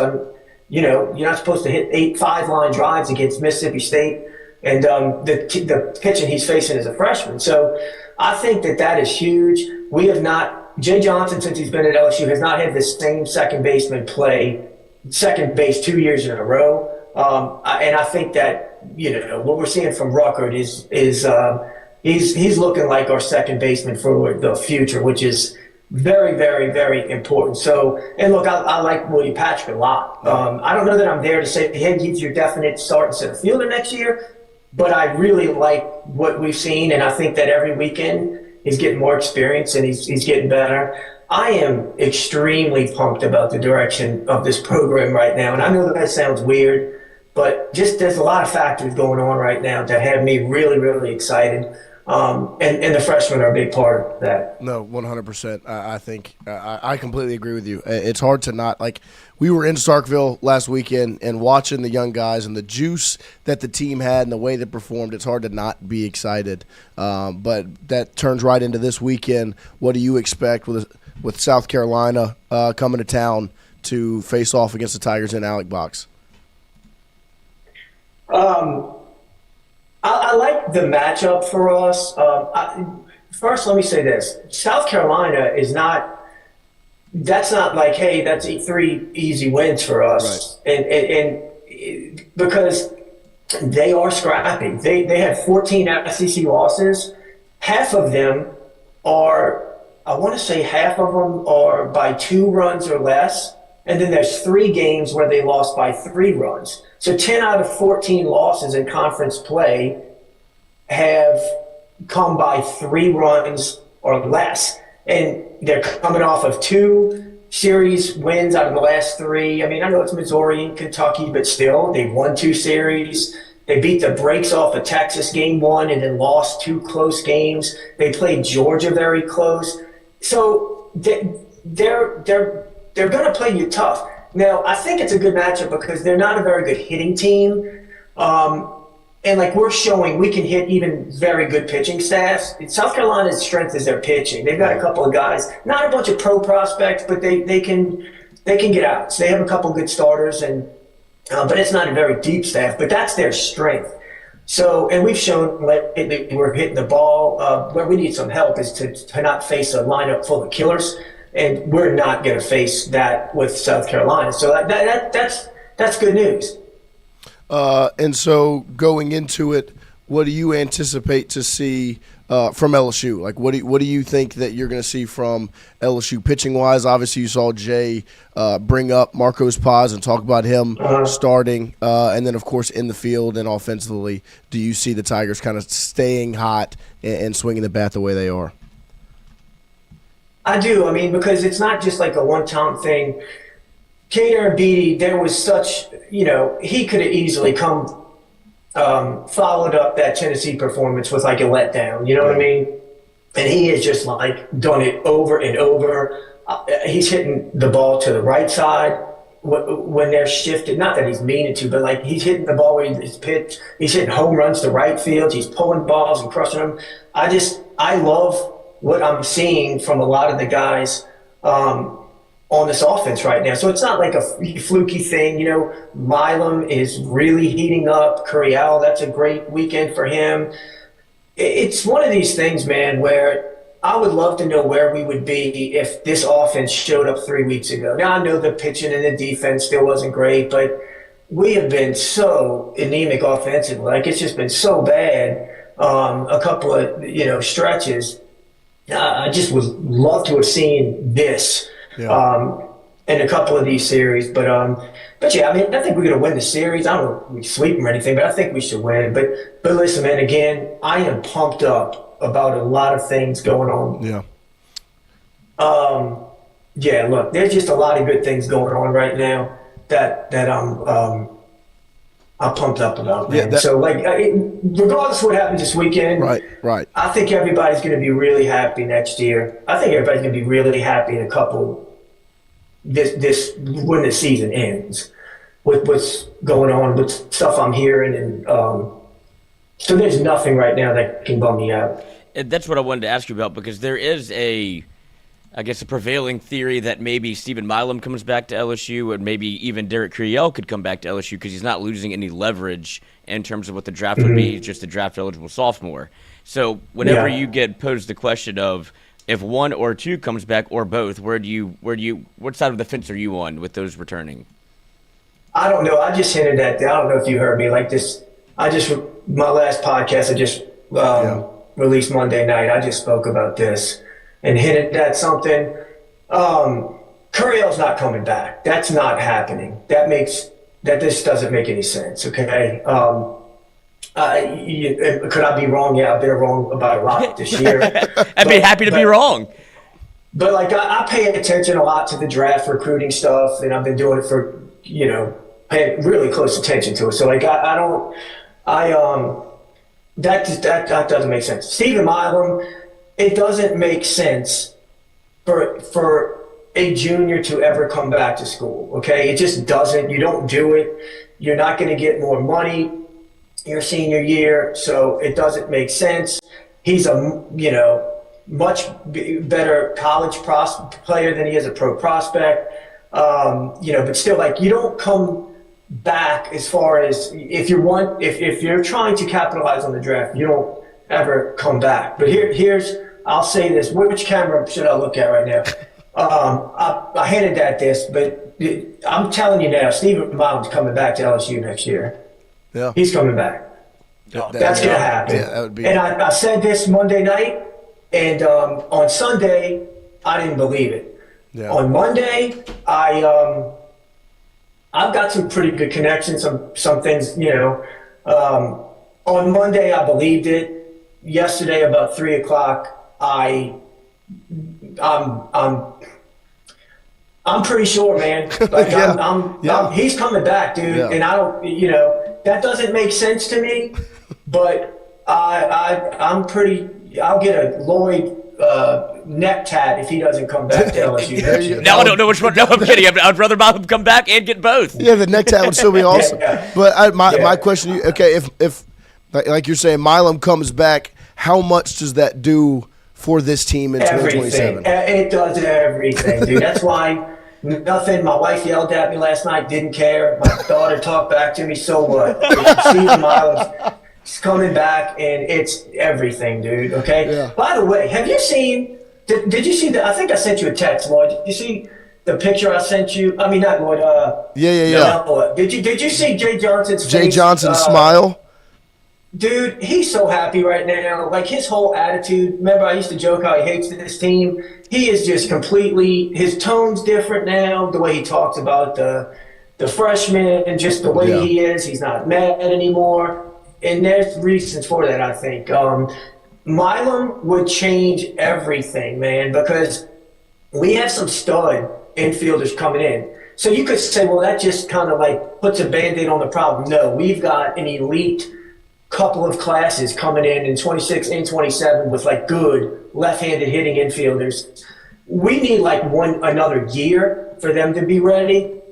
And then if you get the best shortstop in the game back, and you've got Ruckert, who looks 100% like our second baseman of the future. Yeah, that is a big deal, because now you start going, man, we've got our starting catcher, we've got our DH, however you want to do that. We've got probably our right fielder and Mason Braum, or first baseman, whatever you want to play. That's a lot of pieces. We already know what this pitching staff is returning. That's another thing, man. I had somebody like a big organization, I don't know, however you want to call them, reach out to me yesterday. That's out of California. They help all these like players, these top players, either go in the draft or represent, whatever you want to say. We've got to recruit.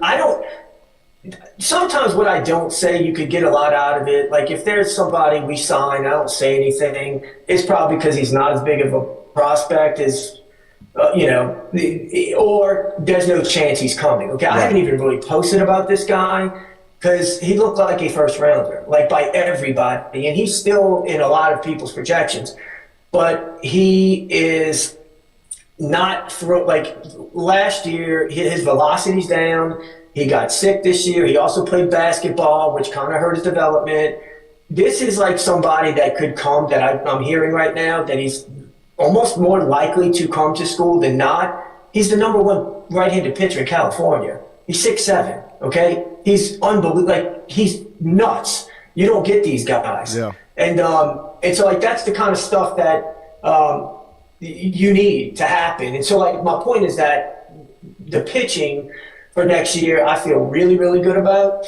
And now you start talking about position players to where now you just go plug in some guys in the portal. Yeah, man, I feel I'm really, really excited about kind of how some things are shaping up. And I think Jay said it the other day. He's like, he sent Josh Simpson out recruiting during the game. I think that's twofold. I think number one, they're going to stay in touch with some of these players that they want to get through the draft, but at the same time, there's 24 commits in this class for next year. So 24, I don't know how you make that work, but and it's 11 top 100. You're going to lose some to the draft, but it's got a lot of balance. But I think another thing is like they're going to see these guys like, let's make sure this guy can still play. You know what I mean? Like, let's make sure, because with the roster down to 34 now, you can't afford. Look at this year, how it's been when you start getting a couple of position players injured. Yeah. And so I think they're doing a very diligent job of that, so that they're going to make sure that they've got the returning nucleus locked down. The class that's coming in is tightened up, and then they've already established like a good strategy as far as what they want to get out of the portal. So, yeah, man, I'm fired up about. Which is so weird, man. Such a bad year. But I'm so pumped up right now about everything. Yeah, I think the Jay Johnson picture really does. I mean, this is the reason for it. Look at this man. He's ear to ear. Oh, dude, I know, huh? That's a smile that we haven't seen anything like that in quite some time. A picture is worth 1,000 words. Absolutely, man. I mean, he is just cheesing it up. So, but again, man, things can happen, like a team could do something in the draft that you weren't expecting, look at Ethan Fry last year. That never happens where a DH gets drafted in the second round or third round. A DH that's got a half of a year of experience, because he only started, he was like a platooner. That doesn't happen, but the upside there, that's the thing about the draft. They look at like your projection, your body, your upside, and that's why that worked out for Fry.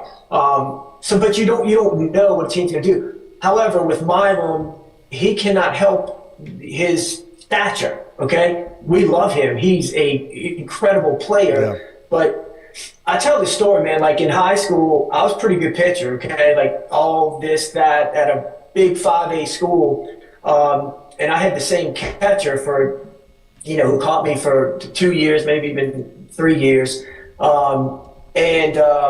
When the year was over, I mean, I went and played college, and he got drafted. As a pitcher, he was my catcher. Yeah. He got drafted as a pitcher. He'd never thrown a pitch in his whole life, but he had a very strong arm. And so that's kind of how this thing is weird with the Major League Baseball draft, is that as good as a guy is, and his numbers and his average, I mean, look at Bear Jones. He barely got drafted in the top 10 rounds last year, and that's a guy who's been crushing SEC pitching for 3 years.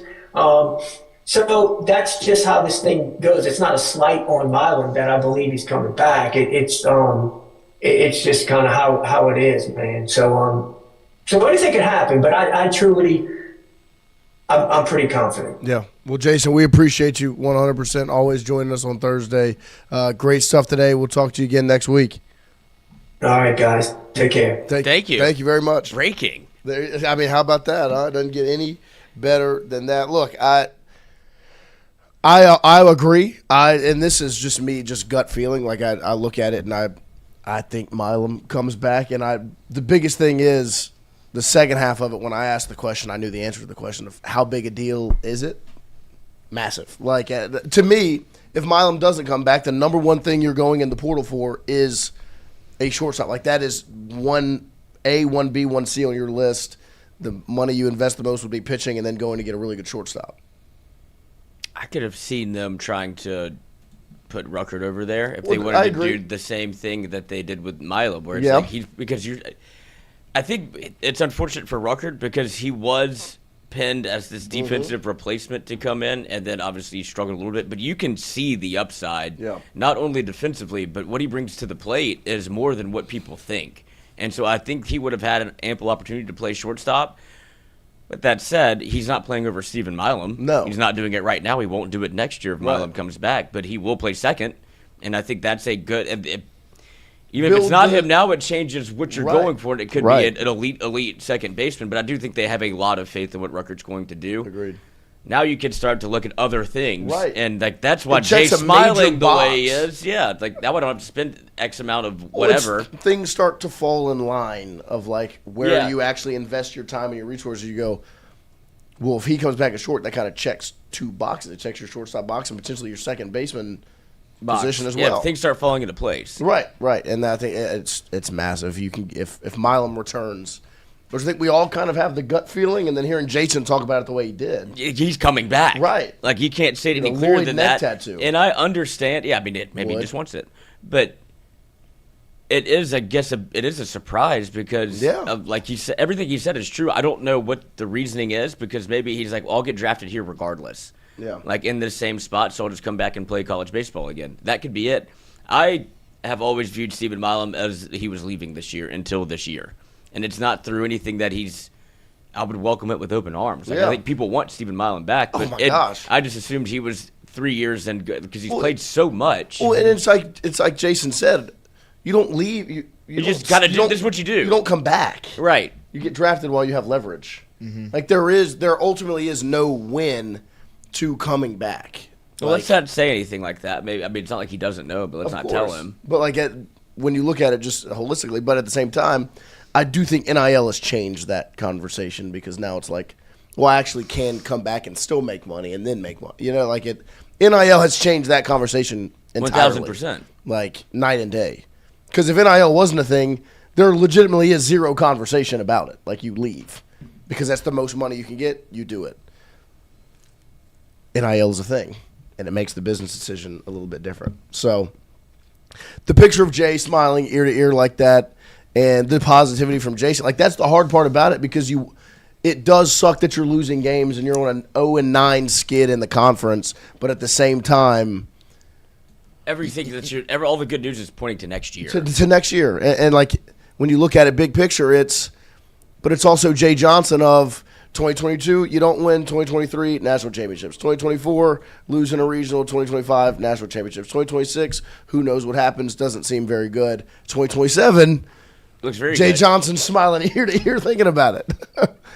Because you're seeing the development of these freshmen, the way they're playing. You're seeing Look, everybody wants, even all of us Of are course. still like, you can't close the book on 26 yet, but it doesn't mean that you can't be working on like an absolute banger for season 2.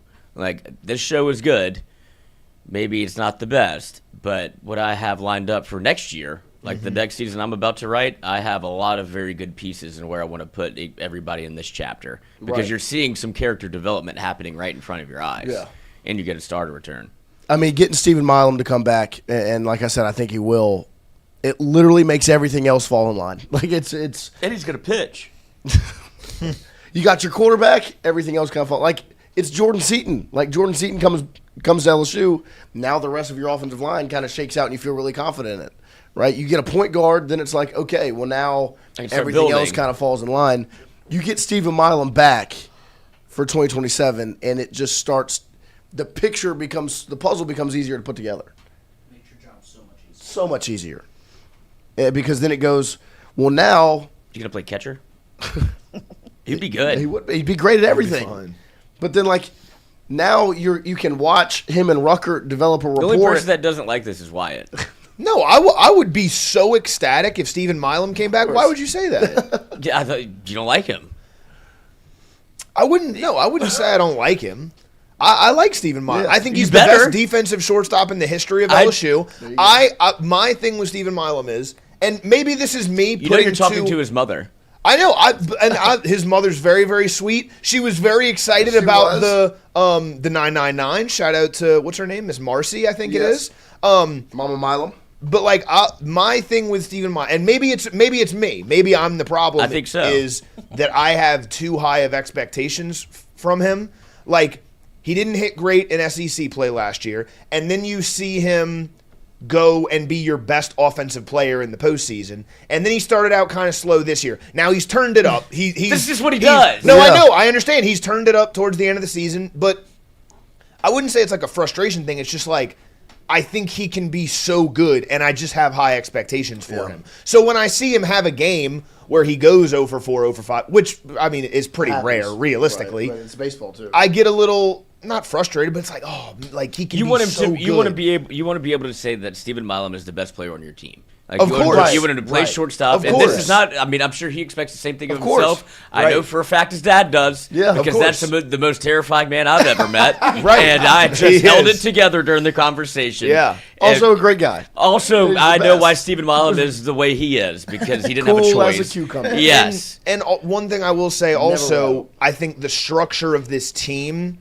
hurt him in my eyes. Of course. Because he came back and you had a couple of guys where you were saying, okay, Curiel, Milam, Jake Brown, those are your dudes that are coming back from last year in the lineup. They have to be able to carry you offensively. And it just didn't work out that way, right? Like Jake Brown and Curiel have been great, and Milam's just, maybe he's just not that guy who's going to go and hit 350. You know what I mean? Yeah. He's going to get hot and play awesome, but he is the best defensive shortstop, I think, in LSU history. No doubt. I don't think it's a question. No, it's not. And I think you also, it makes you watch the dynamic at second and short a little bit differently with that in your mind. Of like, watch the chemistry and the rapport that Ruckert and Milam build with one another. Being able to turn double plays, all of those things. Like, it makes you watch it differently when you're like, you're developing something for next year. Right. And so it's exciting, man. Like, Milam coming back would be the incredible. Just, I mean, huge. And obviously there's the potential of Curiel. I kind of lean towards where Jason is on it of like, it just doesn't make sense to me because I think he's a first-round pick ultimately, and I think if you're a first-round pick, you don't come back. But at the same time, it does do. It's always depends on what happens in the draft. I know what happened. This makes sense. What's that? Wyatt got his little heart excited because as a freshman he hit 326, so he's like he's gonna hit 350, 360. Right. That is kind of what. That is really like what happened. But I also think in the that part of the discussion is he didn't have the defensive load, right? Because he's look at the he's team he was on. Right. Well, he's at second base. Like it's that's what I'm saying. Different. Yeah, it's a completely different monster. But pun intended and pun not go. intended, but good one. But yeah, no, I mean, I think when you saw how he was as a freshman, you were like, okay. And then you saw how good he was defensively, and it was like, if we could put those two things together, he's going to be the number one pick in the draft. Yeah, it was an absolute luxury to have a freshman second baseman hit 326. Yeah. And of course, you'd be like, oh, he's only going to get better. Right. But then he was just like, that's a great spot to be in if you're him. Right. And so... And I'm not afraid to say I'm very big on like the numbers. I wouldn't call myself a box score watcher because I watch the games. I watch every single pitch. But I am big on the numbers. Like I'm gonna look at the numbers, and if you hit, a certain amount this year, I'm kind of expecting. All right, well let's be around that number again next year. You know what I mean? I get that. I do. We appreciate Jason as always every single Thursday. Great stuff joining us, getting you ready for this weekend. We will take a quick break here, come back, and close it out on this Thursday morning right after this.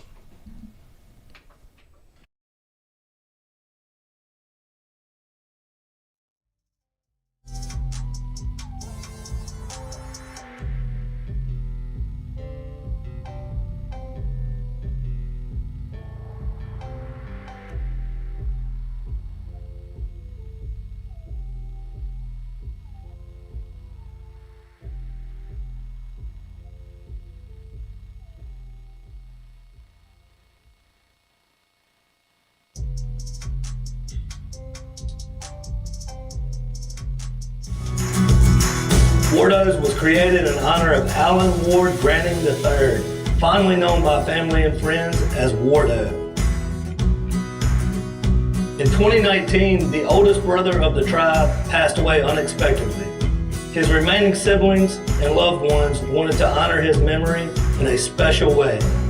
In 2022, Ward's family decided to combine the need for a sandwich shop in downtown Natchez with a desire to pay tribute to Ward's love of good friends, good times, and great food.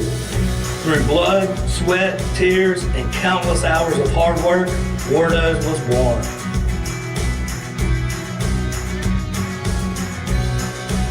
So go visit Wardo's today at 309 North Broadway Street in Natchez, where the po' boys are so good, you'll swear you're in Cajun country. Hey, Miss Lou, come visit us, Tom and Wright Granding at Go Martin on the Go Deli. Go Mart has clean restrooms, community coffee, an awesome beer cave, and a great selection of anything you may need.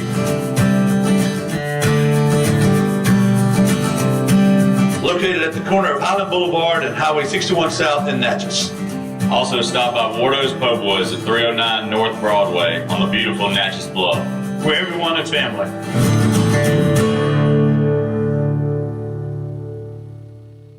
When it comes to your home, the roof over your head matters. At CAS Roofing, we don't just install shingles, we build peace of mind. With years of experience and a commitment to craftsmanship, our team shows up on time, gets the job done right, and treats every project like it's our own home. Whether it's a repair, a replacement, or storm damage that caught you off guard, CAS Roofing is ready. We're local, we're dependable, and we stand behind every nail, every shingle, and every promise we make. Because at the end of the day, it's not just about roofing, it's about protecting what matters most. CAS Roofing, built on trust, backed by quality.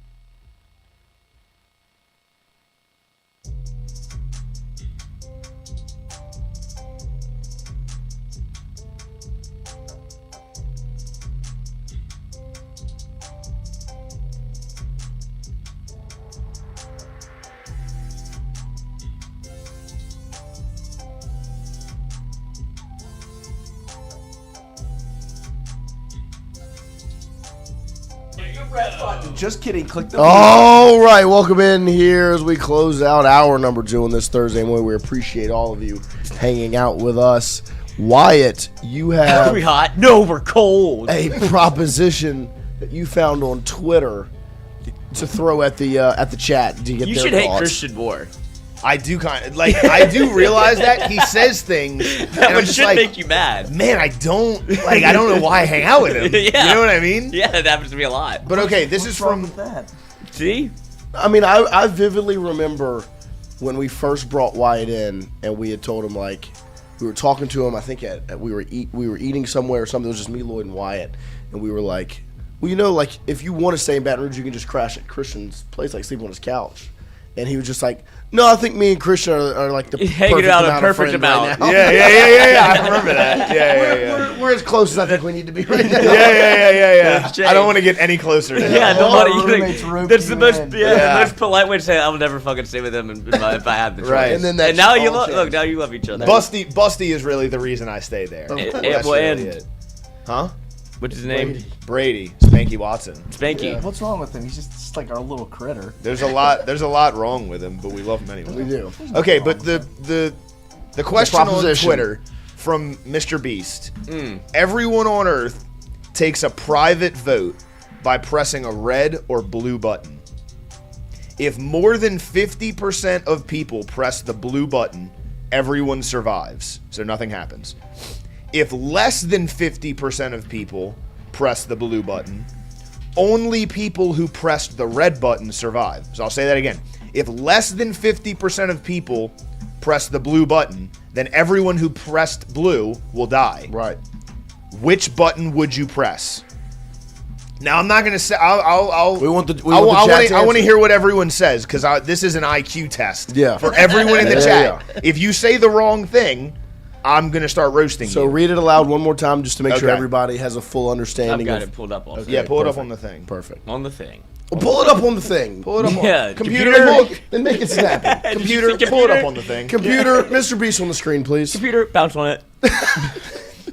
Crazy style. Thank you. All right, here we go. Mr. Beast's Thank you. tweet. Everyone on Earth takes a private vote by pressing a red or blue button. If more than 50% of people press the blue button, everyone survives. I'll repeat that. If more than 50% of people press the blue button, everyone survives. If less than 50% of people press the blue button, only people who press the red button survive.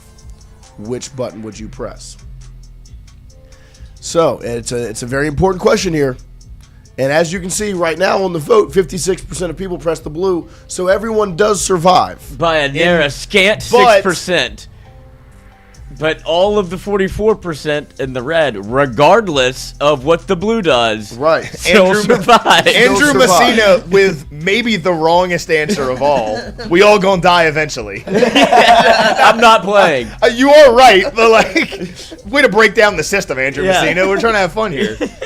I didn't vote, so what happens to me? Where's No, this you button? have to vote. Where can I find this button? It's don't every know. day, Christian. Where's You live this button? I want to click it. Which So I can one? click blue. I think you're doing a bit.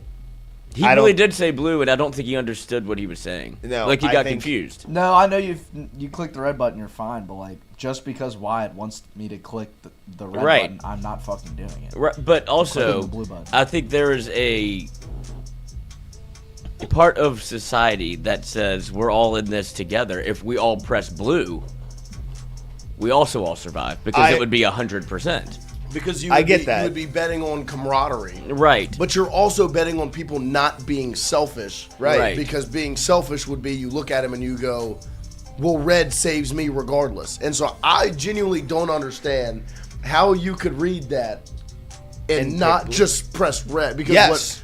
what red means is It's literally your I life. live. It's but like You I'm not press- selfish because I don't commit suicide every day. Right. Like, Right. like you Yes. press. Basically, the options are press blue if you want to put your life in other people's hands. Press red if you just want to save yourself. Just take care of Right. yourself. Yeah. How do you not press red? And I think the fact that it's 56% on the thing, people are lying. There is absolutely zero chance that there's more than 50% of people on Earth that vote blue. I think these people on Twitter are trying to prove to everybody, oh, I'm a nice person. I want to save everyone. No, you're fucking dumb. You're an idiot. Saving You're everyone is lying. telling everyone to press red. Yes, and I think if this was a real situation and those buttons were in front of you, that survival instinct kicks in and press red. overrides everything, and you press red. And I think if you went in there and you pressed blue, that's on you. You're just dumb. Like that's how I think of it, is logically. Right. Like I'm a very logical There it person. is. There it is. Yes, I agree with this. This is literally it. Like If that's you press that's blue, it's the ultimate death Look gamble. how much cooler it Yes. was. You and everyone who presses this button dies unless more than 50% of people choose to press this button. Or you just press red and nothing happens. The sad thing in this scenario, if it was just this room, Christian's dead. Of course, because the rest of us press press red. red. Christian's going to press blue. right. That's the thing. I don't think he would actually press blue. No, he says selfish as shit. He's stubborn. He's stubborn. He's like, oh, you say I'm not going to press blue? I'll fucking Watch what press blue. happens. I'm dead. And then he's dead. You said no balls? All right, bet. I bet. Or I could have 2 balls. But that's what there's people like actually defending pressing blue on Twitter. That's what gets me is like the comments. People like, wow, if you're pressing red, you're selfish. It would like, and that you have to cook these numbers because if it was like 49%, then it's like I am really dumb. yes. Or it's society has failed us. Society's not failing. Oh, I like this comment. It says blue. You really want to live in a world filled with exclusively people who pushed red? It's a good point. It's a good point. Yes, Wouldn't the life people be more who press exciting if blue you are lived with a fucking bunch of stupid. stewards? But if you press blue, You're just risking a chance. I You're mean, just that's risking more dying. fun. very My exciting. logic took over when you asked me the question because, Right. honestly, I guess you want to live, or else I would off myself. Now I'm actively maybe trying to do that silently. Right. Who knows? But it would be more fun to press blue and just be like, oh, because at least you got stakes. It's gambling. It is gambling, which is Well, 'cause fun. You would be betting and you would also be betting on saving everybody. But Be I don't trust anybody. I'm putting Exactly. I'm putting my vote on blue because I want to give all the people that might pick blue the best chance they have to live. But you'd also be risking your own life. I just don't understand how you could look at it and go. Why would I Just ever? as any logical There's no human being reason to not hit pick- red. There's literally no makes no incentive sense. to not press it. Unless you think that, this has to be over 50%. I'm doing my part to make sure. I'll pose this question: you put 1,000 people in a room. Mr. okay? Beast is very good at engagement for me. He got us right in his little. You put chocolate 1,000 bar. people in a room, and you put those 2 buttons in that room, and you have to go in and vote like an election. 1,000 people. 1,000 people. Right. How many out of that 1,000 do you think press red? 950. Yeah. 900 to 950. That's also part of the reason why I'm not going to hit blue. I think there's zero chance it goes 50% blue. I feel like 997 people yes. hit red. Exactly. Like, I genuinely, I guess, and maybe I'm just naive to people's intelligence. If you gave them, I don't understand how anyone could look at that logically. Now, If I you will gave say, if this is the way it was proposed, I think no, people literally are, this: 1,000 people hit red. Yeah. There's no way. But I will inkling say, of what you're voting for before, like you go into the I voting will booth. say, and that's what I don't know. you see. That if all sign's it is- pretty cool. If all it is just the 2 colored buttons and there's no words around it, and all you're doing is reading the question aloud, I think a lot of people I hit do blue. know people that will hit blue just because they won't fully understand what's being read. happening. right. Yeah. Right. I just know 1,000. Like, I know a lot of people that would hear that and go, I guess blue, right? I guess blue. I'm then, doing the right blue thing. feels right. Yeah, Yeah. red bad. Yeah, I know that's what's terrifying. But I think if it's posed like that, the 1,000 people that are in that room all hit I would it. so hit blue just for that exact reason. Oh, blue right. Yeah. Nice. Yeah. Well, that's why you we would be very thankful. Thank you. Thank you. No, you Thank would you. not be. Yes, No. No, we would all be very sad. I'd be grateful. We'd all be I'd very be sad, but there would be upsides. Yeah, like right now, I know wish what he I was mean? dead. Well, you would Right, have a spot exactly. to stay. Yeah. What? Well, no, he'd Yeah, just he take would. your house. Busty- He'd take I your could- I room. could sleep in Busty your and Brady room. are still gonna hit. You think we're still gonna have that place if I'm dead? Busty Yeah. and Brady are still gonna hit red. They'll still be there. Brady won't hit red. Brady would hit blue. Busty Brady would hit red. green. No, Busty would hit if we're going to be real. No, Busty would hit red. Busty would hit red. Busty would get smart. confused. No, Busty He doesn't know would his left and right. But if he saw He those, would hit blue. If he We would saw all those, three of us would hit if he blue. hit, if he saw those 2 buttons, he would hit red. Yes, he would say he would see Yeah. nothing happen. Yeah. That's Yeah, fair. yeah. But if he I hit think the majority of question- people would. Like, I think if they were 100%. look, I think- if they looked like that, I think Brady hits red too. I don't think. that's what I. Yeah, said. Everyone hits red because we're not dumb. Besides you. You're just being stubborn and No, doing but a I would bit. get confused and be like blue. Yeah, Okay, I know. if you saw those 2 buttons, you wouldn't get confused. I'd Like hit if they red. had the words I'd like hit that. There you It go. literally said nothing happens. Jason would hit blue. Yeah, Jason would hit blue because he just wants to gamble. He just says gamble. Oh, fuck yeah. Yeah, Told you you'd hit blue. Fonz, I know that's the concerning part of this. Yes. And people keep saying, like, people in the comments are like, well, if everyone just presses blue, we all survive. It's what I'm It's saying. the same thing for red. Yeah. Just without the fucking potential gamble of losing my life. Yeah.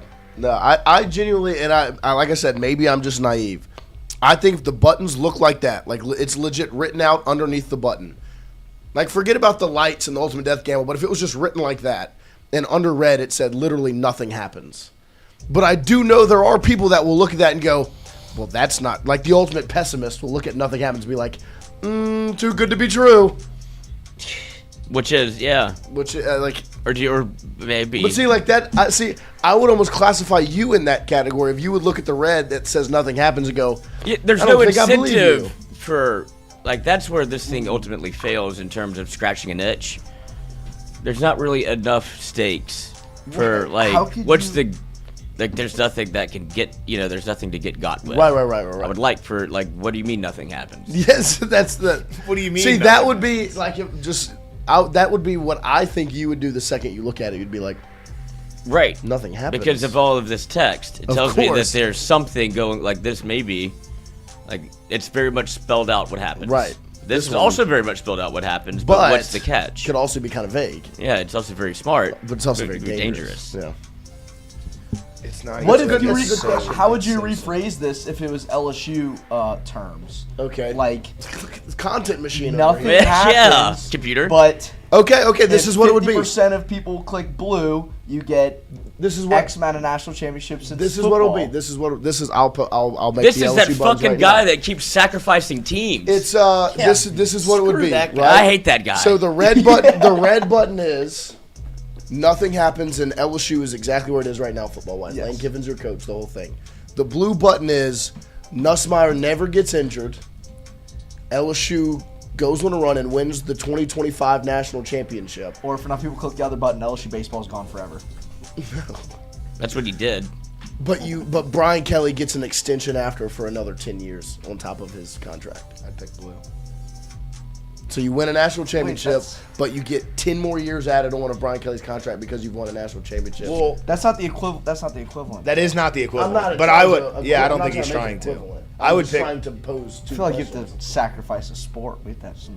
No, I'm trying to get away from sacrificing sports. You also could very well be sacrificing football. You because are. You could have caught lightning in a bottle in 1 year, and then you're stuck with Brian Kelly for 15 more years. But it's a guaranteed national championship. But you get a guaranteed one national I also championship. don't think even like. I don't know if this is part of it. I don't think Brian Kelly coaches for another 10 years. Right. Even if he I gets get the that. extension. Until you just can't fire him. Yeah, Yeah. it would just be until he retires. Basically. I think he would retire by 2030, 2031. So you'd be basically Right where in you- true more LSU football full, fashion. right, yeah. You would probably be not the best for the next 5 to 6 years, But but you you would have have a that one guaranteed national national championship. Which I don't want to sign up for that. I would. I would like to be, and like literally this would be, and the red button would be Lane Kiffin. The red But button is You would exactly pick where you are right red now. because it is a gamble. Yes. And I if don't- Lane Kiffin wins just one national championship, you good. come out on top, Yeah. realistically. Right. Yeah. Because I know what would happen if Brian Kelly ever won a national championship. And it's exactly what's happened every time somebody's won a national championship at LSU, aside from even Nick Saban left. Right. So you can't even say that it was successful. Like Brian Kelly and Les Miles are the same person essentially. So it would just be you'd be signing up for that. That's fine, but it's a guaranteed national championship. Right. It's That's the the thing. safest Les thing. Miles got you a guaranteed national championship. Right. I'm I fine don't with want that version of LSU anymore. Yeah. Which called me like spoiled. So is there the chance that we win the national championship and Brian Kelly retires after that? It depends. No, I think he would. I mean, it's obviously in his hands, but I think He's to too make it like it, you would at least have to finish out some of the contract. Yeah, Okay, but that's fine. 50% I would of the still pick people it. have to hit the button. Right. I think there's also there's other interesting ways about it could be Lane Kiffin is your head coach. Coach is here for 1 year, makes a run, and then leaves. Ole Miss. Right.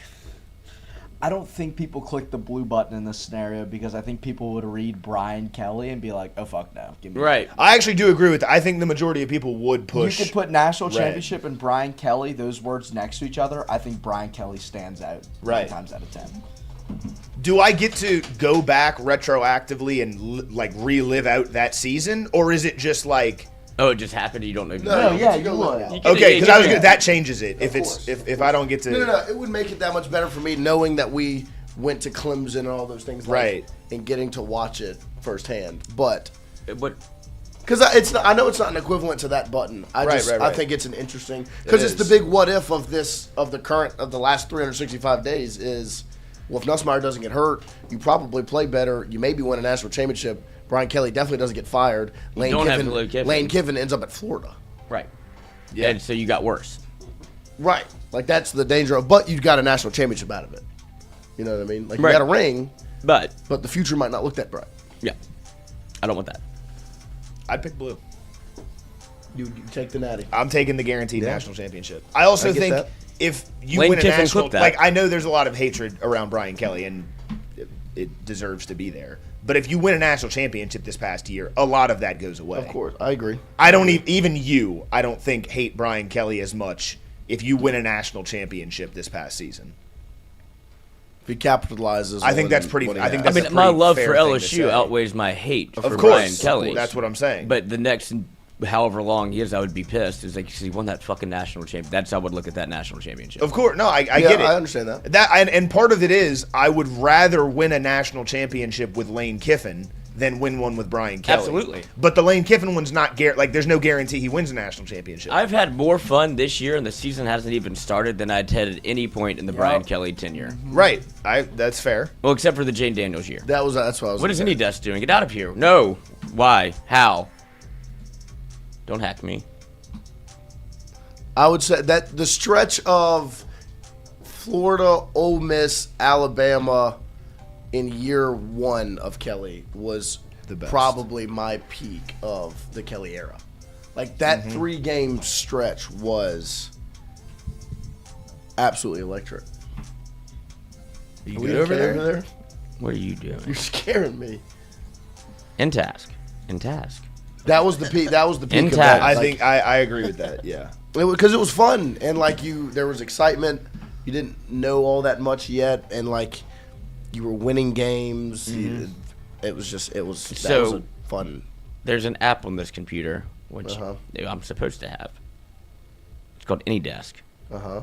Which, if it opens and they have the login, They can do whatever they want. I'm just wondering why that opened. So should we go ahead and turn the computer off? No, I ended the task. Okay. But I was interested to see. What That's if it why I opens was again? wondering. I was waiting to see what was going to happen. Who's trying to get into our Probably Mr. Beast. stream? Probably. They want to Should we unmute shut the up? mics while we're on break. Yeah, they do. That would be a disaster. That would not be great. What? We'd be fine. You would be the one who's not fine. No, you would actually. be. I can actually flip this on you. You would be. I would. I'll flip you. I'll flip you. All right. I'll flip your mom. Whoa! Out of line. And you've Can met I get her. a neck Whoa, slap it's for just that? your mom, Joe. Can I have a neck slap for that? Yeah, you get one I neck deserve slap. a neck slap for that. Hold on. Wait, no hold self on. or self serve. No. No. You should have called it. What do you mean? You should- what? You should've Overruled called neck, no no self-serve. self-serve. Thank you. Lick it first. Give me neck. Lick your hand first. Oh, There nice. you go. That's okay. A mom joke deserves a neck. Man, Well, it's just- What's funny is you're the only person I would have been mad at for saying something about my. Like if anyone else said, I'd be like, it's funny. Yeah, and you've met her. Oh, I do want to You read. have met my mom. I That's do what want Does to. that ever Sounds stop rude. anybody from making I their do mom want to read jokes? one thing before we go 13 for 13. Yeah, go ahead. There was a CBS article written about the Sorsby incident, and this is just a special shout out I've to one of seen our this. The sponsors. news has been great. I'm going to read Yes. you the first 2 paragraphs of said CBS Sports article. Texas Tech quarterback Brendan Sorsby is away from the team indefinitely after entering a gambling addiction program, which threatens his status for the upcoming season as the Red Raiders' prized possession from the 2026 transfer portal cycle. That's the first paragraph. And then goes into the second. Texas Tech was an overwhelming favorite to repeat as Big 12 champions after acquiring Sorsby this offseason, but has now moved to even money at plus 100 via FanDuel Sportsbook after Monday's news. The Red Raiders' projected win total has also decreased, going from 11.5 at opening to 10.5 victories, and Sorsby's no longer on FanDuel's Heisman Trophy odds list after opening at plus 2,500, just outside of the top 10. So first off, shout out to our friends over at FanDuel for working quickly and getting the odds right. Second off, absolutely tone deaf by the person writing this article. It's about Sorsby gambling addiction in the second paragraph. It's about gambling. We're just dropping straight odds. See, my thought was. Yes, There we go. Ask and you shall receive. he's hot. Mr. Fun. Let's go. Don't let him get hot. Mr. Fun, 2 claps. Ready. There we picks. go. Great stuff. Yesterday was a great day. We got a couple early games today. All right, what we got? What we got? Couple double headers. Yeah, get that. Couple double headers. You want to sit? Yeah, let me sit, man. Yeah, come take a seat. Come take a seat. Whose jersey is that, man? This Thierry Henry. How is that so big?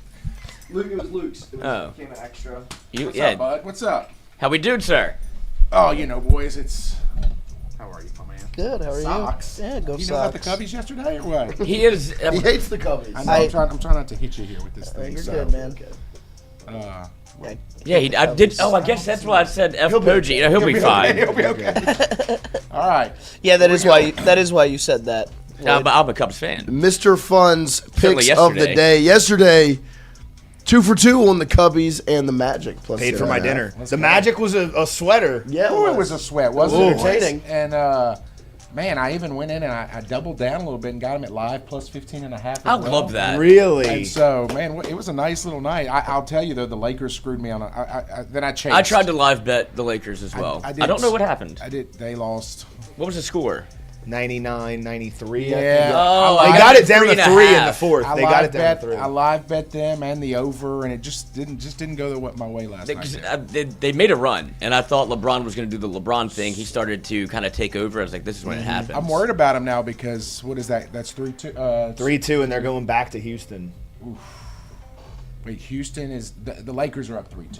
Yeah, Lakers yeah, are up yeah, 3-2. the Lakers are up. And if Houston wins Game 6, KD is coming back For for sure. Game 7. For sure. Yeah, For sure. So let me pull up my little app. We're here all so I can- actively on the phone. Yeah. Of course. let me pull Actively it up. on the FanDuel Sportsbook That's app right. that That's you right, should FanDuel. download right now.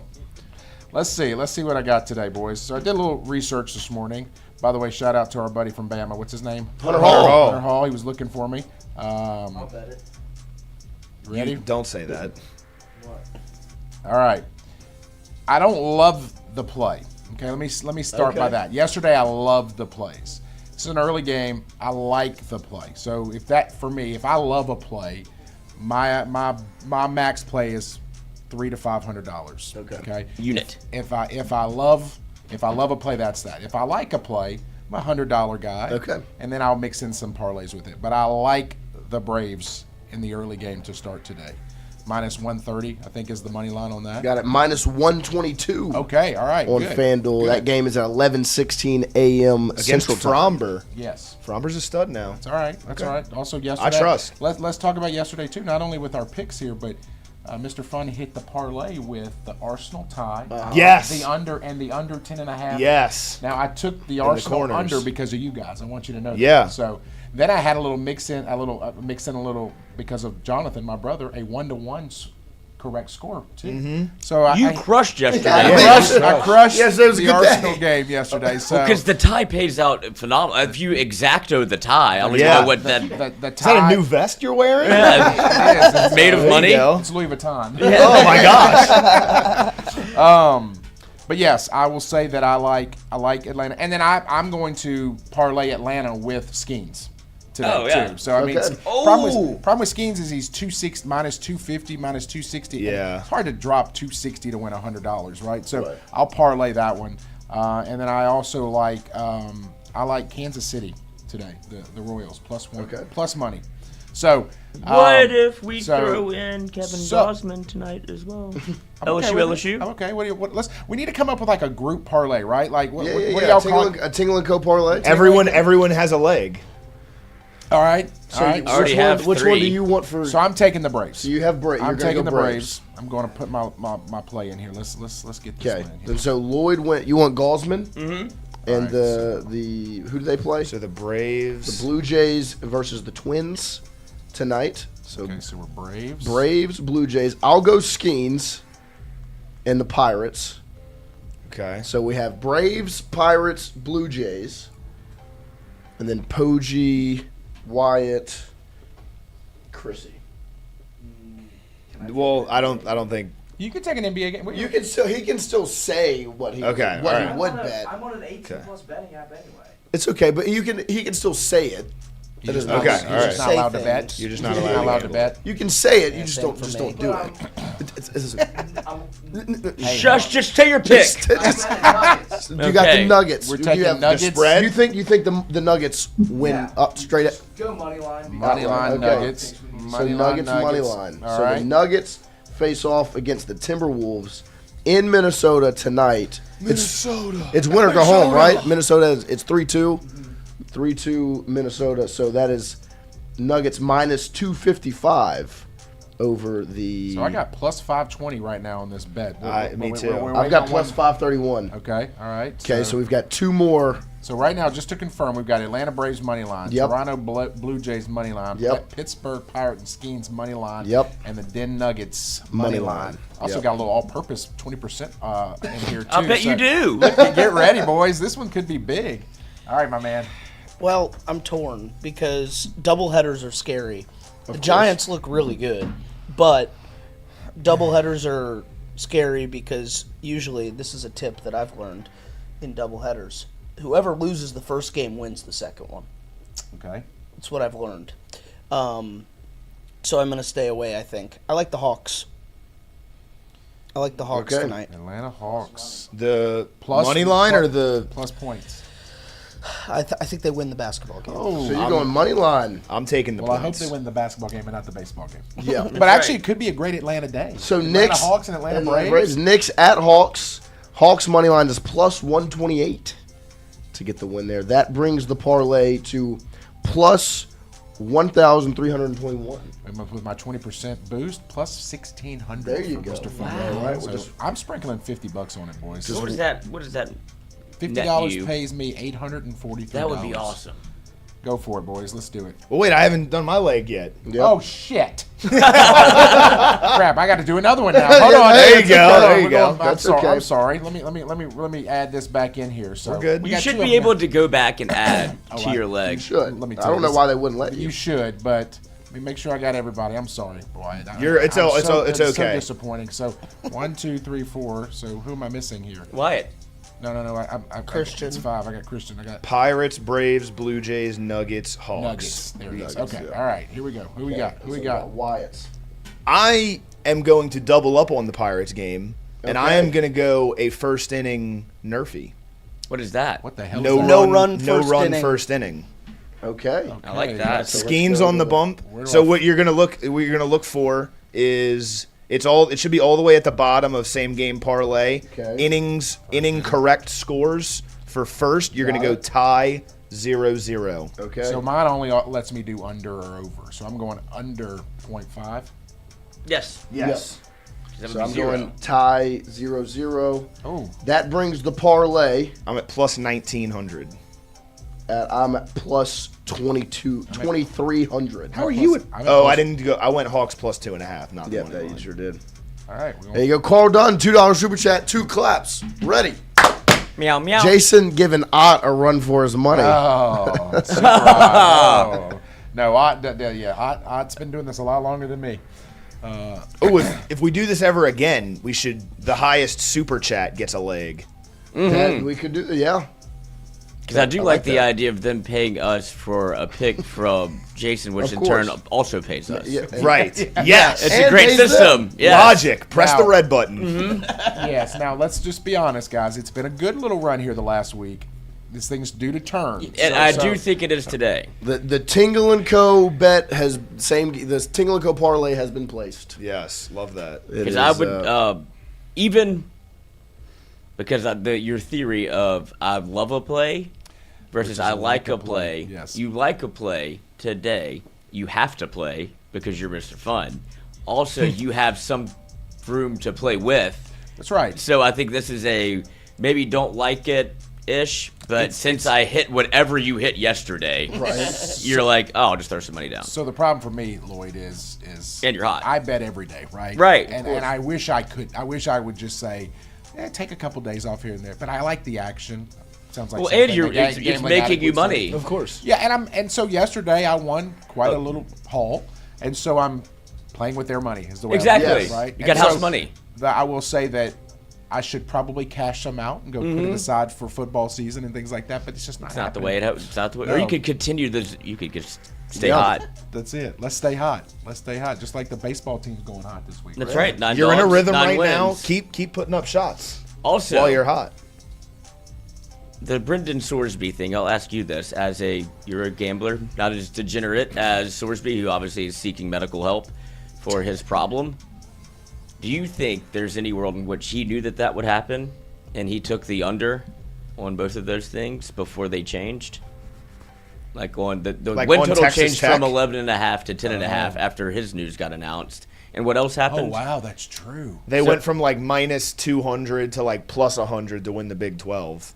I think was the other thing. So did he bet the under on season wins, knowing that he was about to get clipped? Yes.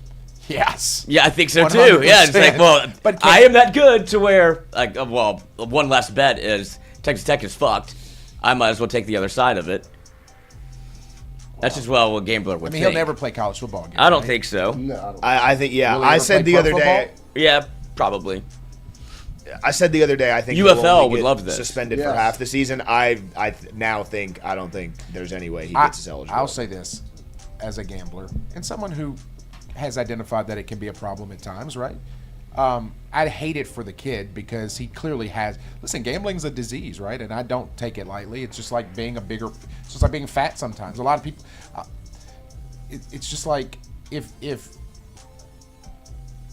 people have drinking problems, people have gambling problems, people have eating problems. Yeah, and so it's a disease, and it's not something to laugh at. Clearly, I don't laugh at it. I feel bad for the guy. I really do. I feel bad for Texas Tech. I really do, because it could have been us, guys. Yeah, we yeah. could've put all our- Now, how different would the conversation be if it was us having this conversation? Yeah. About our football team. Yeah, like, I know for a fact. I say that a lot. I shouldn't talk in absolutes, but I know for a fact that they tell these guys, and they have people come in and talk to them about not doing these things, right? Like you can't gamble. If you work in the athletic department, you're not allowed to play in football boards and things like that. I mean, like it's a real deal. And he's to the point where they downloaded an app on his phone, but it's every college athlete in the big, whatever it is, Big 10, Big 12, I forget. Big 10. They have a app on their phone that tracks if they go to these websites. And so he was actively doing it with the known idea he could get caught. Yeah. And he did. And so that's why not only I feel for him because I understand everything in moderation, right? Because even if he had done one bet, they still could have clipped him for anything. That's right. But the fact that it is the amount, where we are in time in college athletics with NIL, where sports gambling is right now with trying to establish that we don't want people to think the sport's being sullied by people that are actively having a stake in the game and can change it. Yeah. So you have to make an example of Sorsby because you just happen to be the guy that got caught at the wrong time. Like, they don't have a choice but to say, if you do this, you're fucking done. Right. And that's why that's what has to happen. Yeah, I mean, they did it to Pete Rose. Yeah, I'm interested to see the penalty that's handed down to him. I don't think he'll play ever again in college football. I don't think so either. And then he'll have to go to some other league, the UFL. Yeah. I don't think he'll get drafted unless it's much later, where it's like he's been gone out the public spotlight. You can get him in the 6th round. Yeah. It'll be a story. Because, look, let's be honest.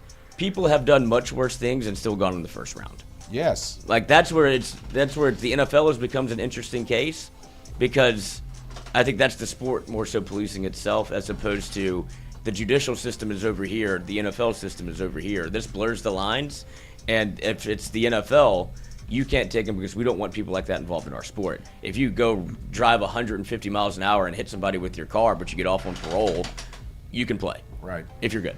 So I think, correct me if I'm wrong, at one point this past year, there was talk of letting college athletes bet, just not on their sport. Yeah, Right. bet on Right. professional sports. On professional sports. Yeah. That's opening Pandora's box. 1,000%. Right? But they can't stop it. Right. It's like when I turned 18, right? I could go buy lottery tickets. Right. And I was like, okay, I can't wait. And you could go to the Bahamas and you could gamble. And then it just Became that. became that. And so the problem is, so if It's a gateway to a that's drug. right. So if I'm an offensive lineman for LSU and I'm gambling on the Saints games and the NFL games on Sundays, you don't think I'm thinking about Saturday's games or Tuesday night action or things like that, or having my buddies say to me, "Hey, we can make some money off of you." That's scary. Because that's the other part of it. If you are gambling already and you're losing, and this is a way, like, I know for a fact we're going to beat X team by That's right. 10. That's right. And it's like just I need to have get to get right, my get my money yeah, I back. just need to get my money That's back. it. Right. Yeah, it's a slippery It slope. is a very slippery slope.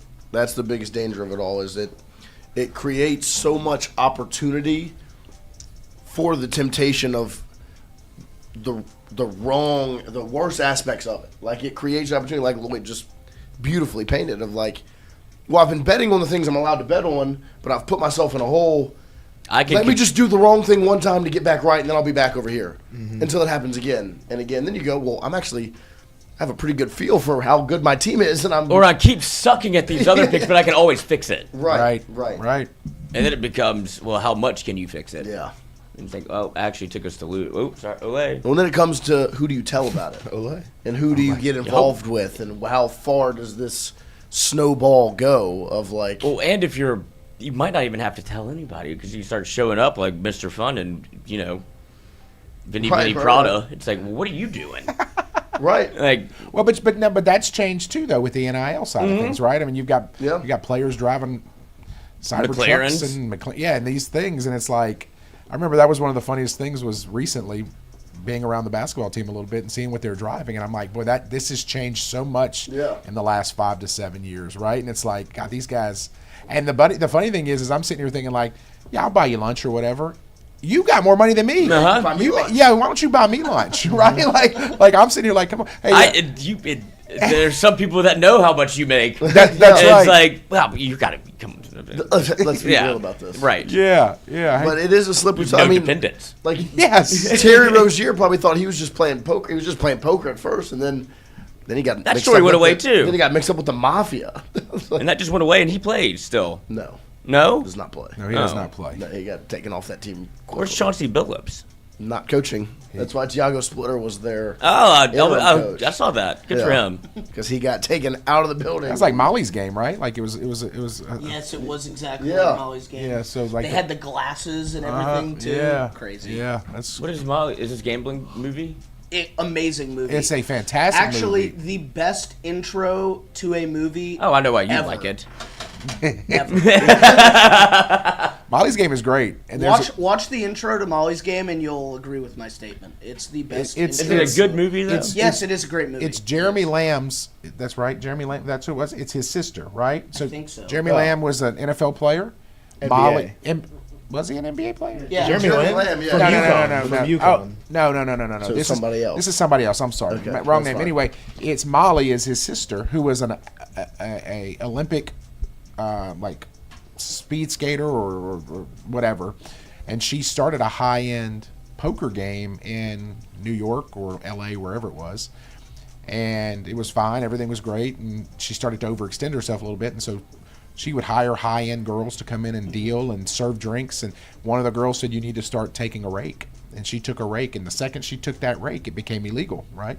And so the FBI gets involved. You got the Russian mafia involved. And this is I believe it's a true story. Yeah, and it is, and it would be like really famous people that were playing. in Yes, these there's a games. list. She has a list of people that played, and she would not give up the list. Love of the that. people play. And they could get her killed. She got and so she did. She got beat up. I mean, you really need to go check it out. It's a great movie. It's a great movie. It's a great movie. Because they did what movie? It's a comedy, but they did the same thing with Will Ferrell when he does the casino at his house. The House. Is that what it's called? Oh yeah, The House. So it's the same thing. As soon as he took a rake, it's like this is actually. It was just to be. I was going to play poker with my buddies, right? And we have poker night. Then it became exactly like that movie, just I guess a funnier version. Yeah. No, it's a great premise. You need to go check. You guys need to have a Molly's game night. And there's a scene in it where they're like she's being deposed by the State Department, and they're talking about Molly. How much? There were drugs all in these games, and like, no, we didn't have drugs in our games. Yeah, but they kept using the word Molly. They were using, or it was the opposite. They were using your name, Molly. No, they were talking about the drug. And they're like, oh, and then the attorney who plays in it is fantastic. I can't think of his name. Idris Elba. What's his name? Idris Elba. Yeah, that's him. Mm-hmm. He's fantastic. He goes, "You guys are idiots." Yeah. like I mean, it's a great. Again, go watch it. Go watch it. We'll start giving movie tips now. Yeah, that's the gambling beauty of the tips. show. I need movie recs. I don't watch any movies. It's a great. ever. It's phenomenal. Yeah. And I'm telling you, you'll watch the first 5 minutes and you'll be locked in for the rest. Okay. Kevin Costner's in it. He's the father. It's a star-studded show. I mean, it's really, really good. Yeah, I saw the cast, and it was Yeah. a lot of top tier. So what did we eat for lunch yesterday, boys? What'd you eat after the Oh, base- yeah, he still hasn't used the Still hasn't restroom. used the restroom yet. I'm worried. Yeah, you should be. Yeah. I'm scared. You have not gone to the bathroom after 9 hot dogs and I a patty melt and I had like a small poop, like an amuse-bouche, if you will. you may want to mix in some Miralax. Yeah, a little lax. That because I considered offering that advice. I still think he Well, has now I time. feel like for content, I kind of just want to see what happens. Right. Like, if you got to My fucking stomach- split me open and give me a C-section, let's My do stomach it. just like gurgled. Well, because For I'm, you. I'm, Like- I'm thinking if we I could could go dump right now. Me too. Yeah, me Interesting. Yeah. Like my body knows. Yeah. That's my guy. But Christian, what are your thoughts, bud? Yeah, could you go dump right now? You think? Christian, I heard you say something the other day at the box. Somebody says, "You go in the bathroom?" No, I don't have my wipes. Oh, he's a big dude wipe guy. I am too, man. Don't do it. Oh, you're already on it. So Oh no, absolutely. Like you have to use wipes. Like There's level. There's another level to it too.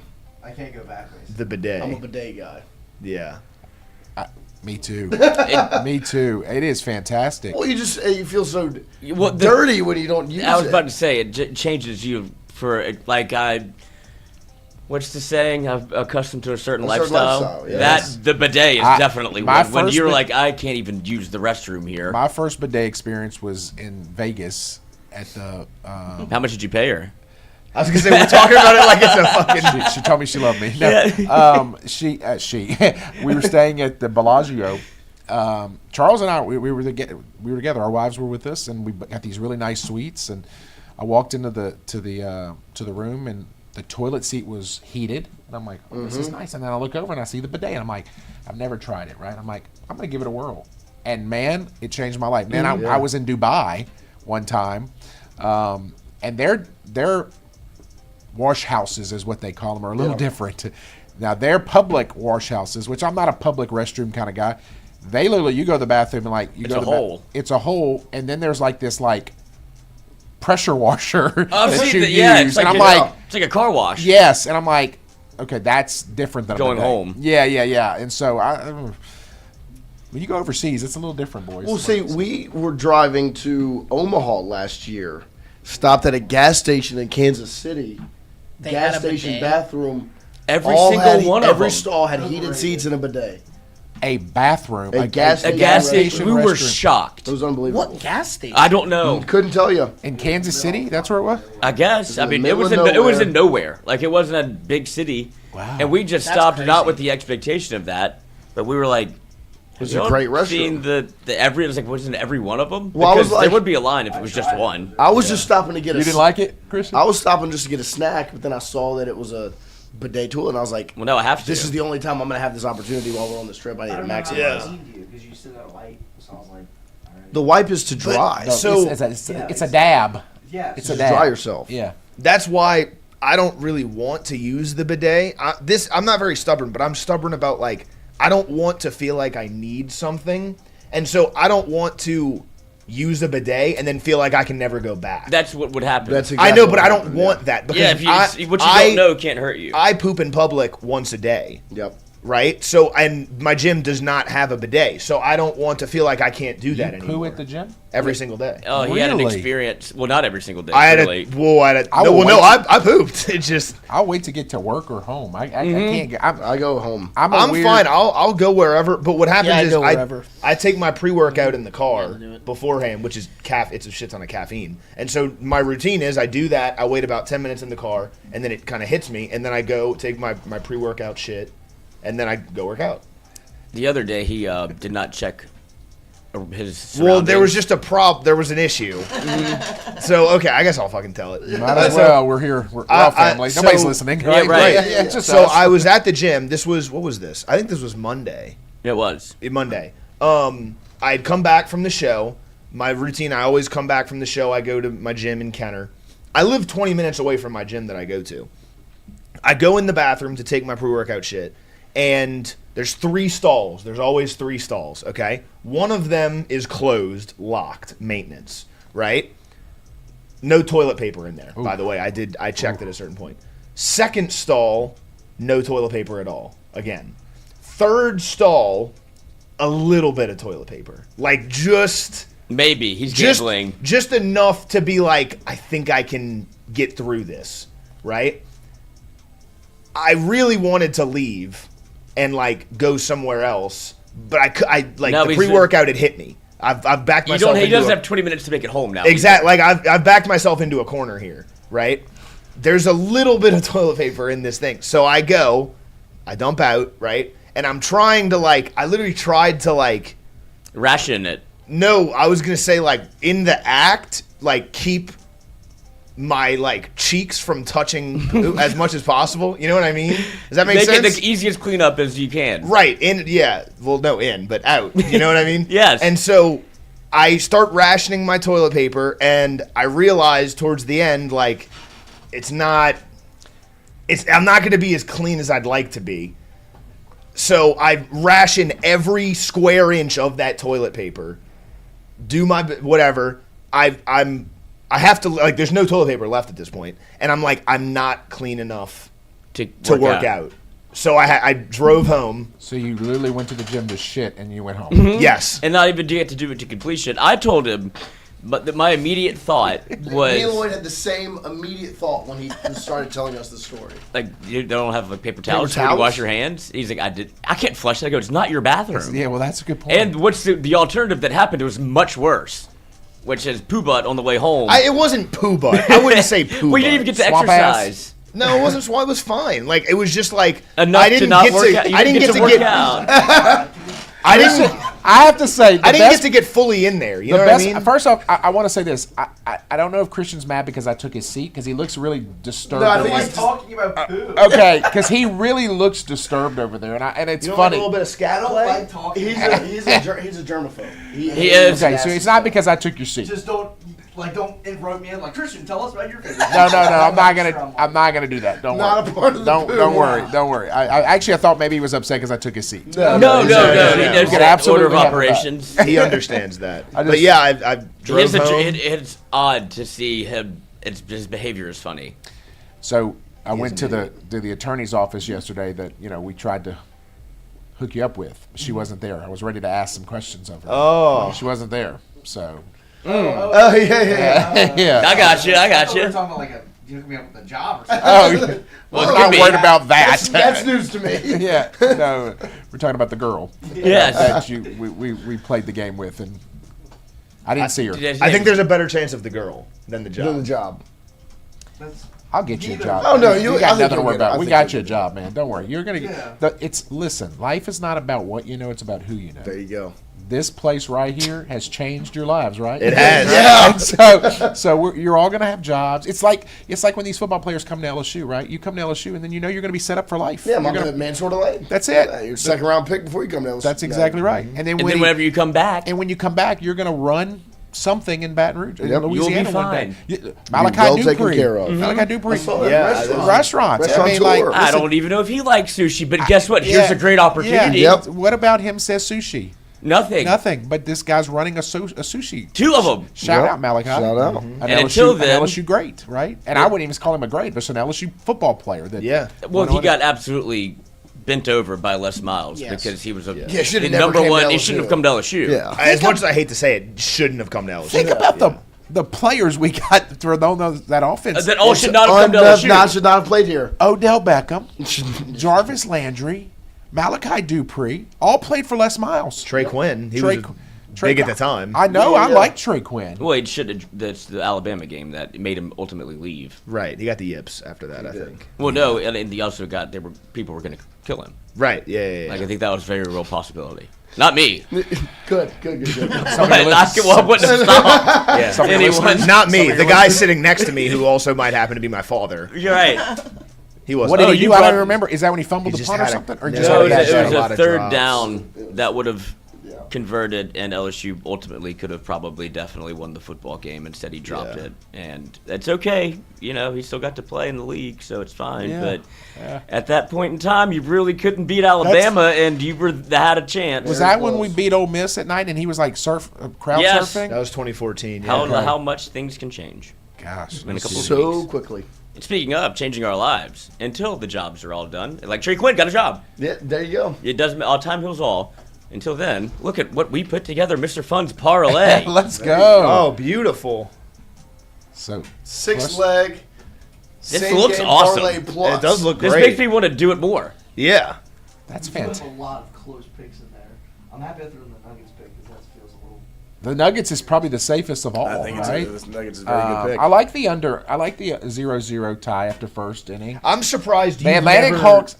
I don't do a done lot a of Nerfy. I never really do that. That's something my brother does probably a lot. Okay. The Atlanta Hawks money line play is interesting. Is the scary one. But Yeah. hey, It's also what did the odds. But very- the best thing is that the last leg of it tonight? Is that the last think it game might be the tonight or final. no?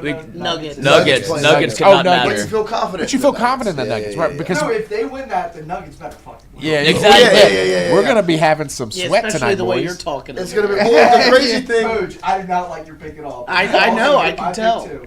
I can Because tell. that's the thing is the Pirates are so it's the Braves play at 11:16 a.m. so in about 30 minutes, and then the Pirates play 20 minutes after that, and then you have a long break until the Hawks at 6:10, Blue Jays at 6:40. We NFL scheduled it. and then Please look at that 8:40 Giants game p.m. later. for the If the Nugs. Giants lose, If the Giants game lose one, game one, they're gonna win game two. Yes. This is. I mean, I'm going heavy on it if that happens. I'm just telling you. I'm, Well, what if they win game one? Do they lose game now two? I go. So then I go with it's, you go with the Phillies in game yes. So either way, you have a play. it happens all the two. time. The Giants are playing well right now, right? Mm-hmm. So them getting plus money lines, not plus money on the first game is not bad. Yeah, I'm not touching that. And it's the same. It's the same as of right now. It's the same line. For Okay. Both. All right, boys, we can check. Can't it wait to out. track this all day. There's your Tingle & Co. 6-leg same game parlay plus.